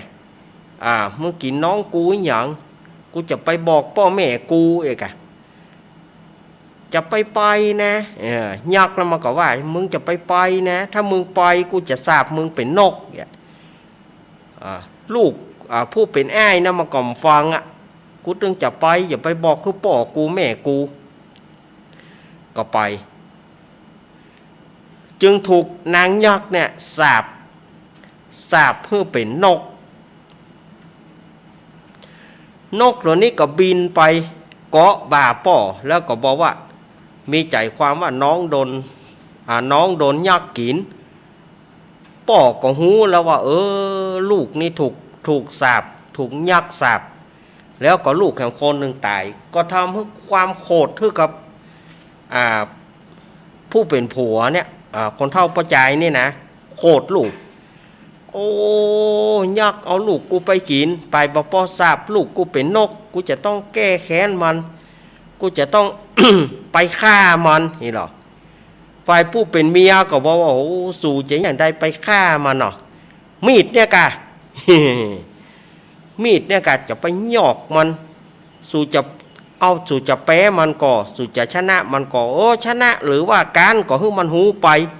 กูจะต้องไปอีหรอวาน ว่าแล้วกับพ่อใจคนนี้ก็บอกให้ผู้เป็นเมียสู่อยู่นี่เนอะ ข้าจะไปฆ่ายักษ์นี่มันอยู่ในถ้ำภาคตะวันตกข้าจะไปฆ่ามันนี่ว่านฝ่ายพ่อใจนี่ก็ไปพอไปถึงระหว่างทางนั่นน่ะก็ไปหันใส่ปลาหลิม ไปหันใส่ปลาหลิมตัวหนึ่งปลาช่อนนี่นะปลาหลิมหรือว่าปลาช่อนเนี่ยปลาหลิมก็ถามป้อนายจะไปไหนจะไปฆ่ายักษ์ยักษ์เอาลูกกูไปกินโอ้ป้อนายไปก็ดีละ ขอเอาข้าไปตัวเหรอมึงจะไปเนี่ยอย่างมึงจะช่วยอย่างกูได้นะป้อนายเอาข้าไปก่อนเตอะแล้วป้อนายจะหูเองพ่อข้าก็แค้นใจยักษ์หมูเนี่ยมันยับเอาลูกคอกข้าไปกินยับเอาลูกคอกข้าไปกินพ่อแม่ข้ามันก็ยับกินข้าขอไปตัวเตอะพ่อใจคนนี้ก็เลยเอาใส่ถุงไปเอาปลาหลิมนี่นะใส่ถุงไป โอ้ไปได้แถมหน่อยพริกหนุ่มไปปลาใส่พริกหนุ่ม พี่หนุ่มก็ถามว่าป้อนายจะไปไหนจะไปฆ่ายักษ์ยักษ์มันเอาลูกกูไปกินแล้วสาบลูกกูเป็นนกป้อนายว่าดีว่าแต่ข้าก็พิษอกพิษใจยักษ์มันหักต้นข้าออกย่ำลูกหลานข้าตายหมดข้าขอไปตัวคนข้าขอไปตัวมึงจะไปเนี่ยอย่างมึงจะช่วยอย่างได้นะเดี๋ยวป้อนายก็หูยามนั้นป่าหลิมก็อ้อนวอนตัวเอาไอ้พริกหนุ่มไปตัวเหรอเตอะป้อนายไปแกงใส่มึงฮะกะ เอาไปแกงใส่มึงฮะเอามันไปเตอะนะเรื่องป้อนายจะแกงข้าขอให้เซตกิดกันเตอะแล้วป้อนายจะเอาข้าแกงตัวพริกหนุ่มก็ได้ข้าก็จะไปหรออย่างไรก็จะไปจำเป็นได้เอาพริกหนุ่มไปตัวแกงใส่ป่านะเนาะเหมาะ ไปได้แถมน้อยหนึ่งบอกขูดกับบะแนวบอกขูดกับบะแนวกับปลากันถามป้อนายจะไปไหนก็เล่าให้ฟังข้าขอไปตัวแต่บึดกับป่าบึดกับพริกหนุ่มบึดกับบอกขูดบึดกับบะแนวหาไรจะใส่แกงอย่ามดดิกะมึงจะช่วยอย่างกูได้นะป้อนายเชื่อฝีมือเชื่อข้ากะข้าขอไปตัวเตอะล่ะปลาหลิมกับพริกหนุ่มก็เอามันไปตัวเหรอเตอะเอาบะขูดกับมะนาวไปตัวเหรอดีเลยกูอย่าได้แกงหมดอ่ะ กูได้ใส่แกงมึงนะกะเขาท่าดีเฮ้ย ได้ใส่แกงมึงนะสถาญาติโยมก็ปลาเอาไปถึงหมดนั่นนะบะขูดบะแนวแกงปลานั่นเนาะอร่อยอย่าบอกใครเชียว อร่อยอย่าบอกใครเชียวเนาะไปแถมที่นี่ก็ไปหั่นใส่ขี้ไข่คู่ขี้ไข่คู่ที่เฮาย่ำแล้วผเลิดนั่นนะขี้ไข่คู่ที่มันลื่นๆน่ะภาษาภาคกลางเปิ้นจะฮ้องอย่างตะไคร่อีกจะฮ้องว่าตะไคร่อีกถ้าตะไคร่น้ำเปิ้นจะฮ้องว่าเตาเนาะแต่ขี้ไข่คู่เนี่ยเปิ้นจะว่าอย่างใดหมอที่เฮาไปเหยียบมันมื่นน่ะเกิดบ่มีดอกนี่ระวังหน้าฝนนี่นะสวับนี่ลงปุ่นน่ะวะลงวะ ระวังเนอะขี้ไข่คู่นี่ก็ถามเหมือนกันว่าป้อนายจะไปไหนก็บอกว่าจะไปฆ่ายักษ์ขี้ไข่คู่นี่ก็ไหนเอาข้าไปตัวมึงจะช่วยอย่างได้นะนายเอาข้าไปก่อนเถอะนะแล้วนายจะหูเอาไปถึงพริกหนุ่มไปถึงป่าหลิมไปถึงบะขูดบะแนวไปถึงขี้ไข่คู่ปลากันไปถึงหมู่นั่นน่ะ ญาติโยมว่าถามว่ามันจะช่วยอย่างได้ก็มัวฟังไปก่อนทีนี้ก็ปลากันไปที่หางนกปลากันไปที่ต้นไม้ต้นหนึ่ง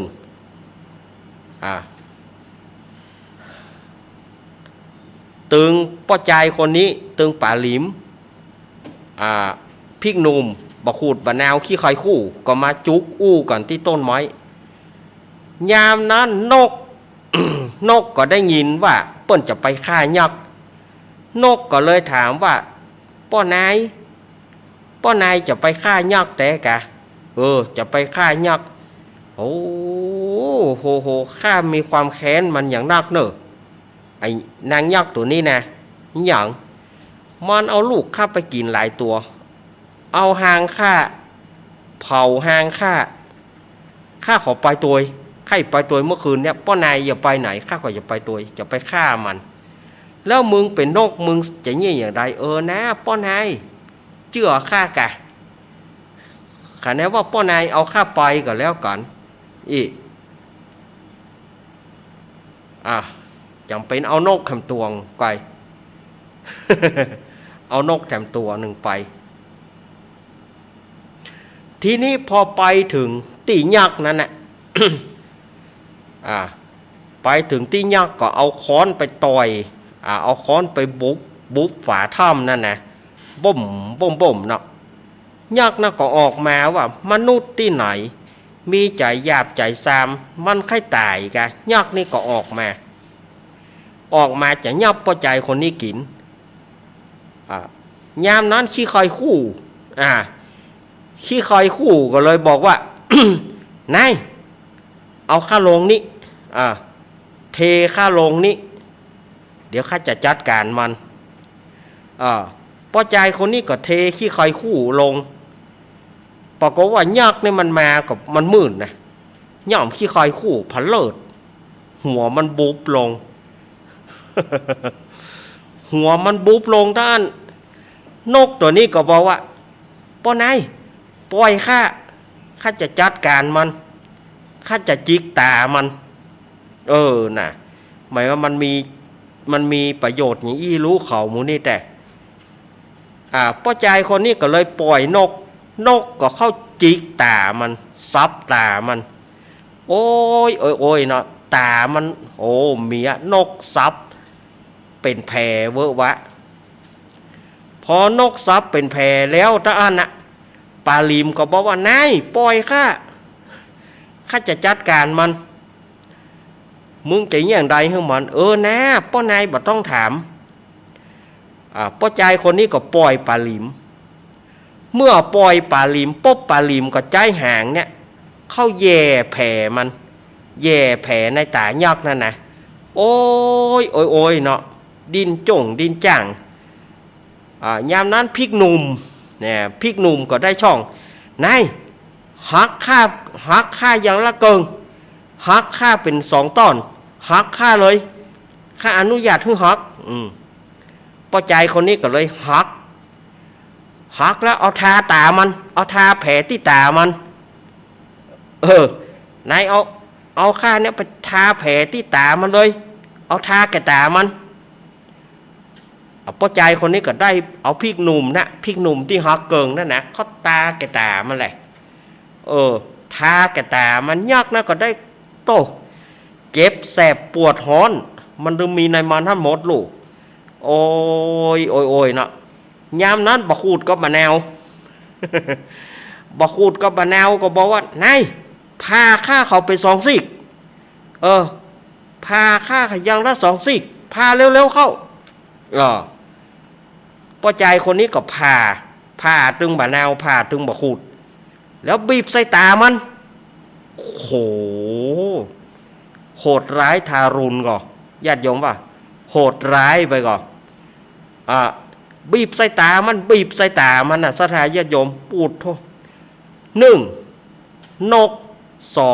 21ขี้ไข่คู่2นก3ปลาหลิม4พริกหนุ่ม5บักขูด6บะนาวตามันบอดก็หูไปเมียไปโปไม่งนมาไข่ข่างแถมมีตายยากนิยมได้ป้อใจคนนี้ก็เลยได้โอกาสก็เลยฟอนคอมีดลาบจีนนี่นะมีดผ่าอ่างนี่นะฟอนคอชุบยักษ์นั้นกลายเป็นดอยวะยักษ์นั้นกลายเป็นดอยทันทีคนก็ย่ำไปย่ำมากลายเป็นดอยแห่งนั้นกลายเป็นดอยนี่จะอยู่ที่ไหนก็บอกหัวเนอเปิ้นเล่ามาอาตมาก็ว่าไปตุกกะโตตุกกะถานังฮือตุกแก่ท่านฉันใดตุกนั้นก็มาถึงตัวอย่างอี้แลม่วนก็ม่วนแน่มันชมตัวเองอะมีไปชมลูก วันนั้นมันเล่าตัวง่วงตัวปุ๊ดไหววันนี้เลยเอามาเล่าคือเต็มคาราเบลให้กำกันเพราะช่วงแล้วนี่ช่วงเสาร์ติดมันมีการตั้งวัดตัว การตั้งวัดงานบวชญาติกันแล้วก็มาเจอกับงานศพแถมสถาญาติโยมเจอกับงานขาวดำแถมมันเลย แล้วก็ประกอบกับอาตมาภาพก็บ่สบายเตื้อมันก็เลยบ่เต็มคาราเบลตอนนี้ก็เริ่มจะเต็มคาราเบลละแต่ว่าถามว่า100%ก็ยังบ่ร้อยแต่นะอาการไข้ก็ยังมีน้อยอยู่แต่ก็พอหายละ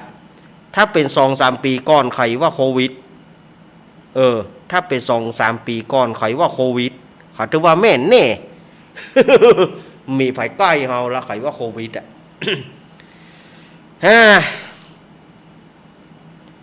เอามาเล่า สถาญาติโยมได้ฟังกันจะเป็นประโยชน์กับสถาญาติโยมบ่นักก็น้อยเนาะ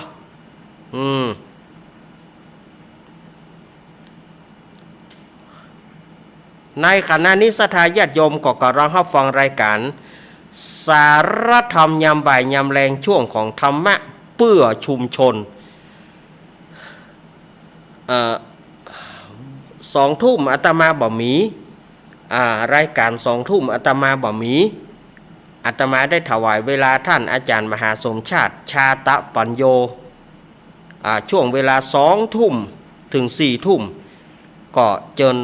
สถาญาติโยมได้ฟังท่านมหากันเนาะวันนี้ก็อาตมานี่จะไปช่วงเนี้ยช่วงบ่าย 3 ถึง 5 โมงเนี่ยเนาะ ช่วงเมื่อคืนบ่มีเนอะสถาญาติโยมก็ท่าฟังท่านอาจารย์มหาสมชาติชาตะปัญโยอุทยานธรรมสุนทรมุนีเปิ้นจะอู้เรื่องยังต่างๆสถาญาติโยมสะพ่องก็ถามเอาน้ำมนต์อาตมาบ่ได้ออกรายการเมื่อคืนนี่เนาะอาตมาบ่ได้เข้ารายการเมื่อคืนสถาญาติโยมก็เข้าใจกันก่อนเนาะมันมีปัจจัยหลายอย่างช่วงนี้ก็อาตมาก็ขอก่อนเพื่อถวายเวลาท่านอาจารย์ก่อนเนาะเอาละสถาญาติโยมวันนี้อาตมาภาพก็จะมาเล่นละครวิทยุละครประกอบเพลงอย่างก่อนเนาะถ้าจะได้อาตมาก็เล่นละครประกอบเพลงอย่างก่อนสักกอมเดียวบ่ยาวแล้วก็จะลวดเปิดสายอย่างกันเนาะ ฟังเรื่องเครียดมานักละคราวนี้เราก็มาคลายเครียดกันพ่องวันนี้ทีมงานของอาตมาพร้อมแล้วไอ้หนานก้อนลุงอ้ายเนาะวันนี้จะมาเล่นละครเรื่องยังแม่เนอะชาวบ้านจีพ่อแม่พี่น้องกี่เขาโยบยุงอ้ายมายังเยาครับสวัสดีครับสวัสดีครับพี่หนันอ้ายครับสวัสดีครับชาวบ้านจีสวัสดีพี่หนันอ้ายโบดูว่าอย่างเงี้ยก็จำใจมึงเจ้าวันนี้ยุงอ้ายก็มายังเยาจะมาเยี่ยอยากคอนเฮ้กับพ่อแม่พี่น้องเนาะวันนี้เนี่ยวันนี้ยุงอ้ายจะยอมเอาละครในเรื่องตู้เพลงเคลื่อนที่เนี่ยมาแหมเนี่ยตู้เพลงนี่เนี่ยมาละครับป้าก็ยุกเบายุงอ้ายก็เนอะยุกเบายุงอ้ายnhàn con nhớ มายะสวัสดีสวีดัสคุณผู้ฟังที่เคารพ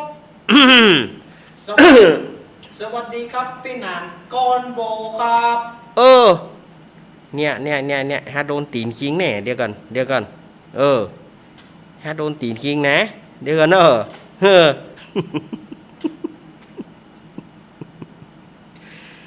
เอาละวันนี้ทีมงานก็ครบทีมมาแล้วเนาะจะเล่นเรื่องตู้เพลงเคลื่อนที่ไปจะได้ครับผมอยู่ก็ไก่แจ้ย้อนเมื่อคืนกินข้าวก็บะยำย้อนก็บะยับกระชายกระชับชาติพิการอาหารบะย่อยย้อนเมื่อคืนก็บะยับเนี่ยฝันหันคืนหุ่งไง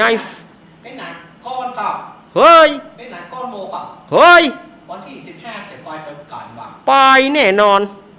ลำปางวะนะไป ไปหาท่านอาจารย์มหาสมชาติชาตาปัญโยบอกฮู้ว่าเปิ้นจะต้อนรับก่อจะไปเหี่ยวพอกันนะ เดี๋ยวกันเนอะเล่นละครก่อนอย่าลืมอย่าพลาดอย่าละโอกาสอันดีงามครับผู้ใดประสงค์จะฟังเพลงผู้ใดประสงค์จะฟังเพลงมาติดต่อกับตู้เพลงเคลื่อนที่ได้นะครับผมตู้เพลงเคลื่อนที่ยินดีจัดทุกเพลงที่มีอยู่ถ้าเพลงไหนไม่มีก็ No Way 7 Word แต่ถ้าเพลงไหนมีตู้เพลงเคลื่อนที่จัดให้นะครับแต่ขอท่านมีเหรียญ10 บาทนะครับอย่าเอาเหรียญ5 บาทมานะครับเหรียญบาทเราก็ไม่เอาครับเหรียญ5 บาทเราก็ไม่เอาครับเราจะเอาเหรียญ10ครับโอ้มีการงานนี่โจยนะจู้เพลงอย่างอี้ย่ำเหยื่อแจ๋ลุงเฮ้ยโอ้โหไม่ครับเลยนะลุงนะลุงเฮ้ยอันนี้อย่าเฮ้ยนะ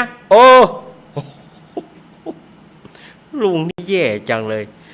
มีอะไรครับผมยุงกำชะจางมานี่เหยียนไง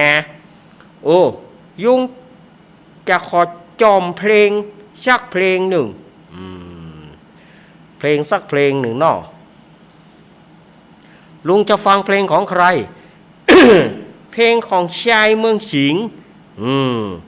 เพลงของ The Man City Lion เนาะเพลงอะไรครับลุงเบื่อผู้หญิงอยากจะฟังขยายไปที่ใหญ่บ่มีไผเปิดเบื่อผู้หญิงยุงขอฟังใหญ่ก่อเดี๋ยวนะ มาเอาเหรียญลุงมาเดี๋ยวผมจัดให้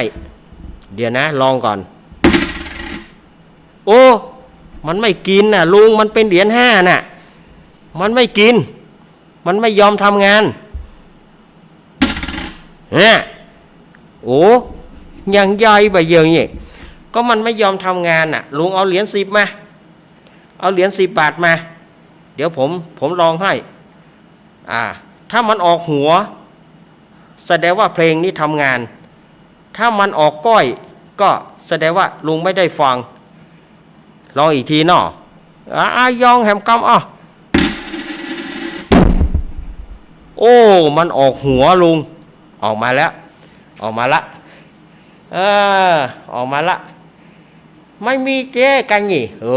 ออกมาละเพลงอะไรนะเบื่อผู้หญิงใช่ไหม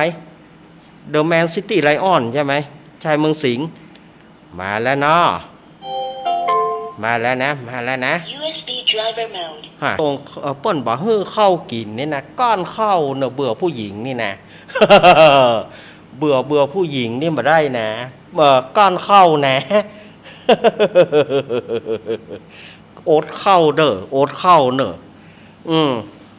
ข้าวแรงก็บ่ได้กินข้าวไงก็บ่ได้กินข้าวตอนก็บ่ได้กินเนอะเบื่อผู้หญิงนี่นะเนาะ ฟังกันเล่นบ่ได้เนอะสถานญาติโยมคลายเครียดเฮาบ่ต้องเครียดอะไรอย่างละฟังเอาม่วนๆบ่ได้เนาะจากทีมงานลุงอ้ายและสหาย เนาะก็ฟังเอากันม่วนๆบ่ได้ไม่ต้องซีเรียสไม่ต้องเครียดอะไรมากเนาะสถานญาติโยมเนาะเอาละสถานญาติโยมสาธุชนคนดีเฮาอาตมาภาพก็ได้เวลาที่จะวางสายละเนาะเหลือเวลาแหมประมาณ13 นาทีอาตมาก็จะวางสายแล้วกันเนาะสถานญาติโยมอยู่จังใดจุดไหนมองใดลองโทรเข้ามาเนอะม่วนบ่ม่วนเฮาบอกว่ากันบ่ต้องชมบ่ต้องกลัวอาตมาโคตรสะพ้องนี่กลัวอาตมาโคตรจะไปกลัวบ่ม่วนก็ว่าบ่ม่วนไปเลยเจริญปอนแม่สีทอนมาแล้วเนอะแม่สีทอนแม่สีทอนครับ มันยุ่งแต่แม่สีทอนแต่วันนี้มีโฟนกะ บัด อ แบกฮ้อนพลาด ครับ เจ้า ตั้งโดยรอนี่มียินดีเนอะ เจ้าเป็นกำลังใจให้ลูกเรียนจนเจเลยนะเจ้า ขอบคุณขอบคุณ วันที่15 เจ้าไม่แสกเจ้า วัน ที่15จะโอ้ 15ก็ปลากับปุ้นเนอะแม่สีทอนเดี๋ยวบัดต้องรู้อ่ะ ประเทศจะกดพึ่ง เดี๋ยวกันเนอะ0892140135เจริญปอนจากตังใดแม่ จากหลังจากเป็นสาวเพิ่มไม่อาย แม่จันสม เจ้าโอ้ฟังงานเรื่องกับในม่วนที่สุดเลยเนอะโอ้ของจริงทั้งนั้นวันนี้นะ ของจริงทั้งนั้นบอ เจ้า เออ โอ้ของจริงทั้งนั้นมันแน่นแต่เลยอย่างเน้นรักว่านั้นนะไม่กำใครกำมันเนาะ กำไผ่กำมันแน่ เปิดบอกว่าอย่างอันอย่างอี้มันต้องไปน้อยใจคือทำความดีตลอดเขาทำความดีตลอดเขาก็ร่างได้ดีกันเนาะ นั่นนะมันลั่งได้มีกำกะ เนาะจัดหน้าจัดนายก็ร่างได้สวยได้งามเหมือนเพื่อนกันเนาะ หน้ากะน้อมไม่สมเนาะ จ้า เจ้า เอาทำความดีสุดๆเลย สุดๆไปเลยเนาะ เจ้าอันน่าจะไปลำปางแล้วจะมาน้องฝางกันเด็มาตามเตียนกันนี่ ก็มันถึงได้ไปอยู่แล้ว มาแต่หนึ่งกันที่นะ แต่กะบะจุนะ ถ้าแล้วไม่สมก็จะง่ายอย่างได้ปะเน้นรักตะกรรม อ่า ตอนนี้จะปะแต่เลย ปาแต่เลยเนาะ จ้า ได้กะ ครับ ครับ แม่จันสมมานีจากแม่สมมาละแม่จันสมมานีจากมานีจรไม่ไหน แม่ปราณีแม่ปราณีก็ดีจะเริญปอนยายพรร้องงัวแดงสันกำแพงเชียงใหม่ยายพรยายยายพรนี่เป็นทูมูพอยายพรไปพักสายเนี่ยหยัง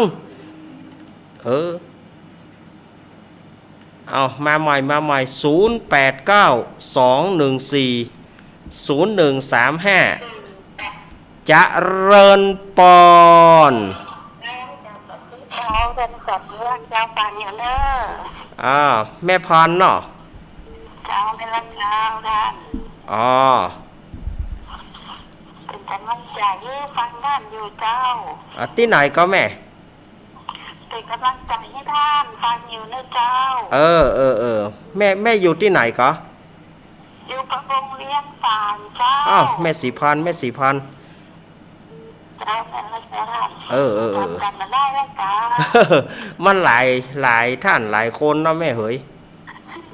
เจ้าเป็นอย่างเจ้าท่าน ครับ ฟังอยู่ในเจ้าหรอ ฟังอยู่ เจ้า สาธุแม่พันป่าบงเวียงฝางแม่พันวางสายเฮ้ก้อมมาเลยจะเริญปอน เห็นคือชีวิตเด้อ มาแล้วเนอะแม่เพนคนสู้ชีวิต มาแล้วเน็ต ฮะ เน็ตอู้เรื่องกอมเนาะ ครับ คือคู่หูนี่มันก็จ่ายเน็ตเขาก็จ่ายน่ะ ตะกี้กระติบเราแล้วหลอกเรา แต่ มัน ส รู้ มานนั่นเองนะเด็กกับเกี่ยวก็ว่าพูดพอไอ้เด็กนั่นมันจะยังยังโยกโลดขึ้นหลอกเลยเนาะ น่ากะ เอาประมาณเขามาจ่ายเจ้าสามเน็ตเด็กขาเดียวยงสู้เว้ยเขามีส่งขาส่งมือเขาไปยังว่าจ่ายก่อนมาได้อยากเขาอย่างนี้ เนาะ คือถามที่ในโลกว่าถึงอยู่มาได้เนาะ น่ากะ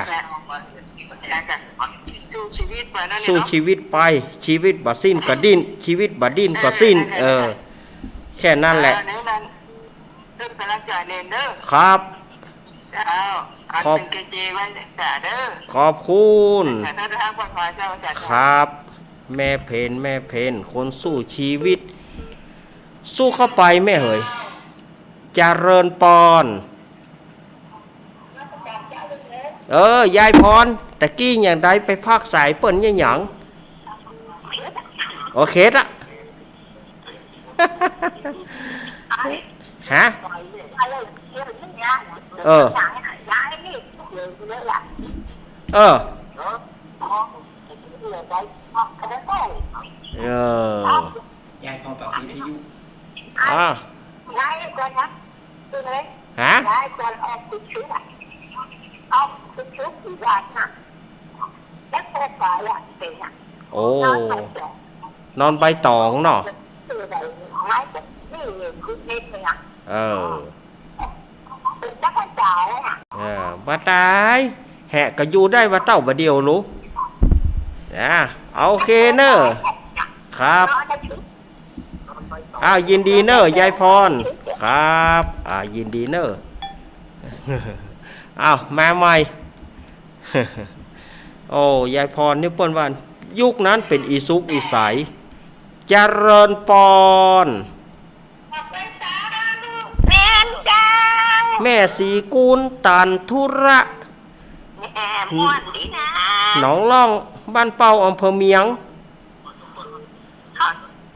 ขอบใจอีนะกลับมาจึงมีจริง นั่นนะก็มัน แม่แข่งเดินมาน้ำนี่กระจบมานะ เนาะ ดาว ขอคือตั้งแต่นี้ไปทำบุญหยาดน้ำไหมตาเนอ ดาวจับหน้าก็ถ้ามันได้เจอแต่ก็ขอเพื่อมันเดินดีๆเนาะ หน้ากะยินดีแม่สีกูล จ้าเป็นกัน ยินดีเนอแม่สีกูลตันธุระลำปางโอ้ลำปางก็มาจากจ้าหลายเด้อเมื่อวานนี่สายมันบอกให้กืนแม่สายมันบอกให้กืนเนอะ0892140135มาแล้วเนอะจะเริญปอนเจริญปอน ไปสายยาว อีแม่ปิดวิทยุก่อน แม่ต้องปิดวิทยุก่อน ไปสายยาว แม่ปิดวิทยุก่อนกะ กำลังใจให้เลยจ้า เอาจากที่ไหนพร้อมสมวันเลยเนาะ ครับ คนแบบวิทยุ ขอสุมาตัวแม่เฮ้ยแม่บ่ยอมปิดวิทยุแน่ทีนี้พอแม่บ่ปิดแล้วมันก็ยุ่งแม่จะท่าไปเจ้ากับวิทยุมันจ้าก็กว่ากันไป1 นาทีเกิงถ้าพอจะโทรไปหาในล็อกขอนาวิทยุโดยนะครับ สัญญาณมันจ้าเป็น1 นาทีนะครับ สัญญาณสัญญาณมันจะประมาณนาทีเกิงเกือบ2 นาทีแม่เอ๋ยมันจะถึงวิทยุกว่ามันจะถึงเครื่องฮับวิทยุของแม่นะมันจะจ้ากับไปประมาณนาทีเกิงจะเริญปอนโอ้กราบนมัสการเข้าหลวงตาวันนี้ลุงก็ดุไปด้วยนะครับ เริ่มต้นดุในวันนี้ครับผมเขาแรกน่ากลัวไฟอะไรเนี่ยช้างเยอะเลยรู้ไปหมดครับดีใครเครียดครับผมนมัสการครับนมัสการครับผมเนี่ยตู้เจ้าพวกกับฟังลูกสถานยมหลวงตากฤษอุทยานปางโหม่เชียงดาวจะเริญปอนจากเจ้าโอ้ตั้งใดแม่ตั้งใดแม่จากตั้งใดนี่แม่อูกะแม่บอกปิดวิทยุแถมแล้วมันยุ่งแถมแล้วขอสุมาเตอะเอาโทรมาใหม่ อีแม่เฮ้ยแม่ต้องโทรมาใหม่เนอะบอกปิดวิทยุนี้แม่ดีเฮก้าเนี่ยแม่ดีปะสร้างน้อยเฮก้าหัวเนอะอาตมาภาพก็อู้ไปนะจะเริญปอนใส่ขาเจ้าเด่นอันแม่โทรจากไหนแม่โทรจากจะยอมผิดไก่นี่วัดเล่นนะจ๊ะอันแม่บุญศรีกะจ เนาะ แม่ วันน้ำโทรมาเป็นอันลิละครนะมันโมนันแต่แล้วก็อัน ไม่ดี อันที่อ่ะ ก้า อันที่ไปกับไปป้าที่ไปหาเดี๋ยวไปขายยำจะต้องเอาปลาช่อนไปโดยเนี่ยมันโมนเอามันน้าวเอาเป็นเดี๋ยวไปเยอะที่ว่ามันมีประโยชน์แล้ว มีประโยชน์กันเนาะเขาไปบีบใส่บีบใส่ตามัน เมนจังหลีดดีเนาะ มาใช่ปะเมนก็เคยมาน้องเกิดเนี่ยหันไหนไม่หันอ่ะ น้องเกิดก้า เจ้า น้องเกิดก็ไปก้าไปจะเจอเหรอน้องเกิดอ่ะน้องเกิดน้องโบ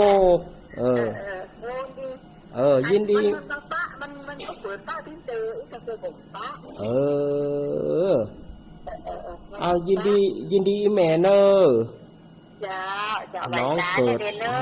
ดแม่ใครจะมาโทรมาก็ตามอยู่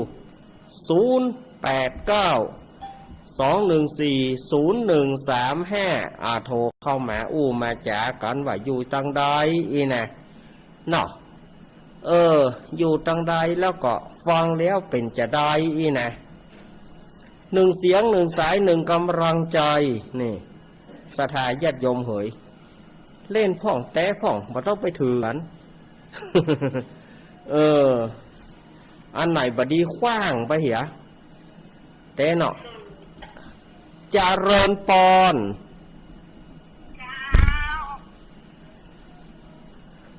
เอามีเนาะเอาว่าจะได้ฮะว่าจะได้ฮะอันนี้แม่แก้วแก้วมากัดมงนะนี่ลำปางแม่แก้ว100%ไม่ได้ยินหรือเปล่าแม่แก้ว100%แม่แก้วสิงแก้วโดนามสกุล50ชื่อ50หน้ากายินดีเนอสัญญาณอีแม่บอกให้มีมันจะอย่างอะสัญญาณอีแม่ขาดหายมันไม่เต็มจอแม่เอ๋ยมันไม่เต็มคาราเบลอ่ะแม่หมูอ่ะเปิ้นว่าเฮาก็ว่านะมันบ่เต็มคาราเบลยำหัวคาราเบลเปิ้นว่าเฮาก็ว่าตัวไปน่ะแต่เขาจริงถามว่าหูก็เขาก็ตัวเขาขายยาเขาว่าเต็มคาราเบลเขาก็บอกว่าอย่างคือคาราเบลเขาก็เอามาว่าเจ้าเขานะถ้าเขามาถามเขาแปลเขาก็หมูเขาก็ว่าโนเวสเวิร์นเวอร์ยุ่งบัญชีขนาดแต่ก็บอกว่าเนอะเปิ้นว่ามาเขาก็ว่าไปมันจะได้ให้มันม่วนไปอันน่ะเขาถามละอ่อนมันไม่เขาตัวละอ่อนเขาตัวยุคเขาตัวยุคเขาอาตมาจะอยู่จนถึง57เนอะเจริญปอนจากตังได้รู้มามีละหลุดไปละมาใหม่เนอะแหมสักสาย2 สายเปิดโอกาสให้แหมสักสาย2 สายถ้ามีนะถ้าบ่มีก็แล้วไป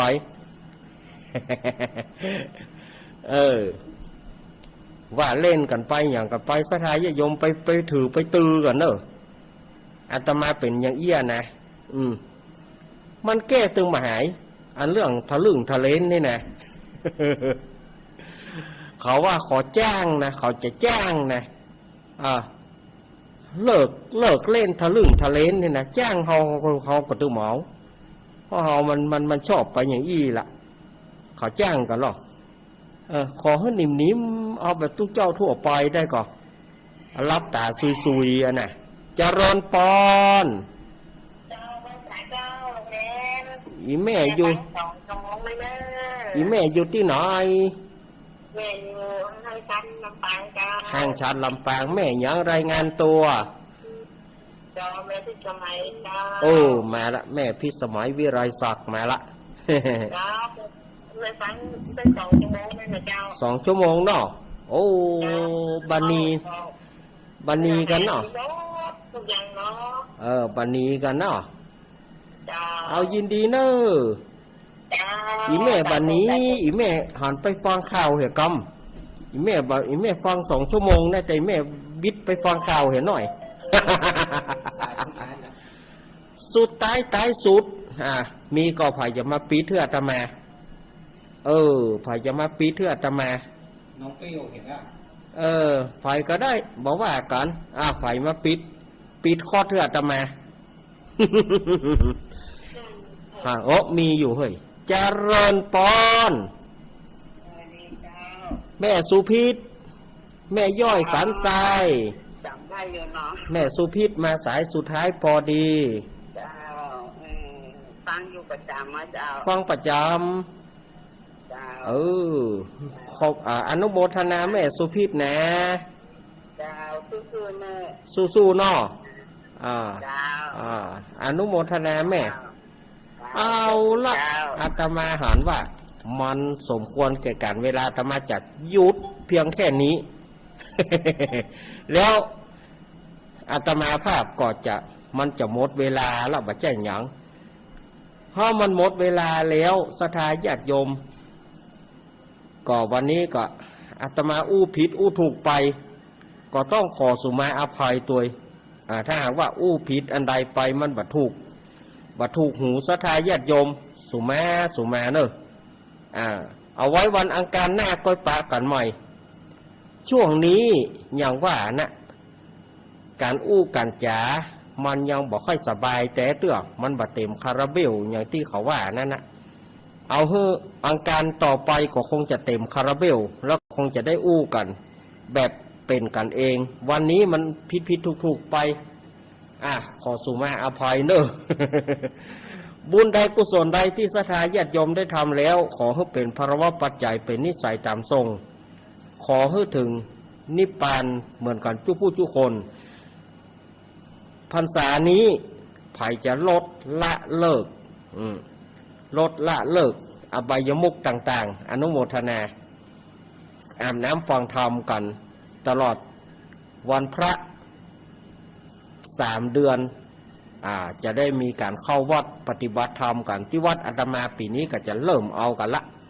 ปีนี้ก็จะเริ่มปฏิบัติธรรมกันในช่วงของในภาษาเนาะปีนี้ตั้งใจจะเริ่มละเอาวันนี้ก็ขอศรัทธาญาติโยมเฮาอยู่ดีมีสุขอยู่ดีกินบานทานต้มเหมือนกันวันที่15เนอะวันที่15เฮาจะไปหล่อเตียนกันย้ำแห่งกำนะวันที่15เขาจะไปหล่อเตียนที่วัดตงโปงวัดของท่านอาจารย์มหาสมชาติชาตาปัญโยเนอะ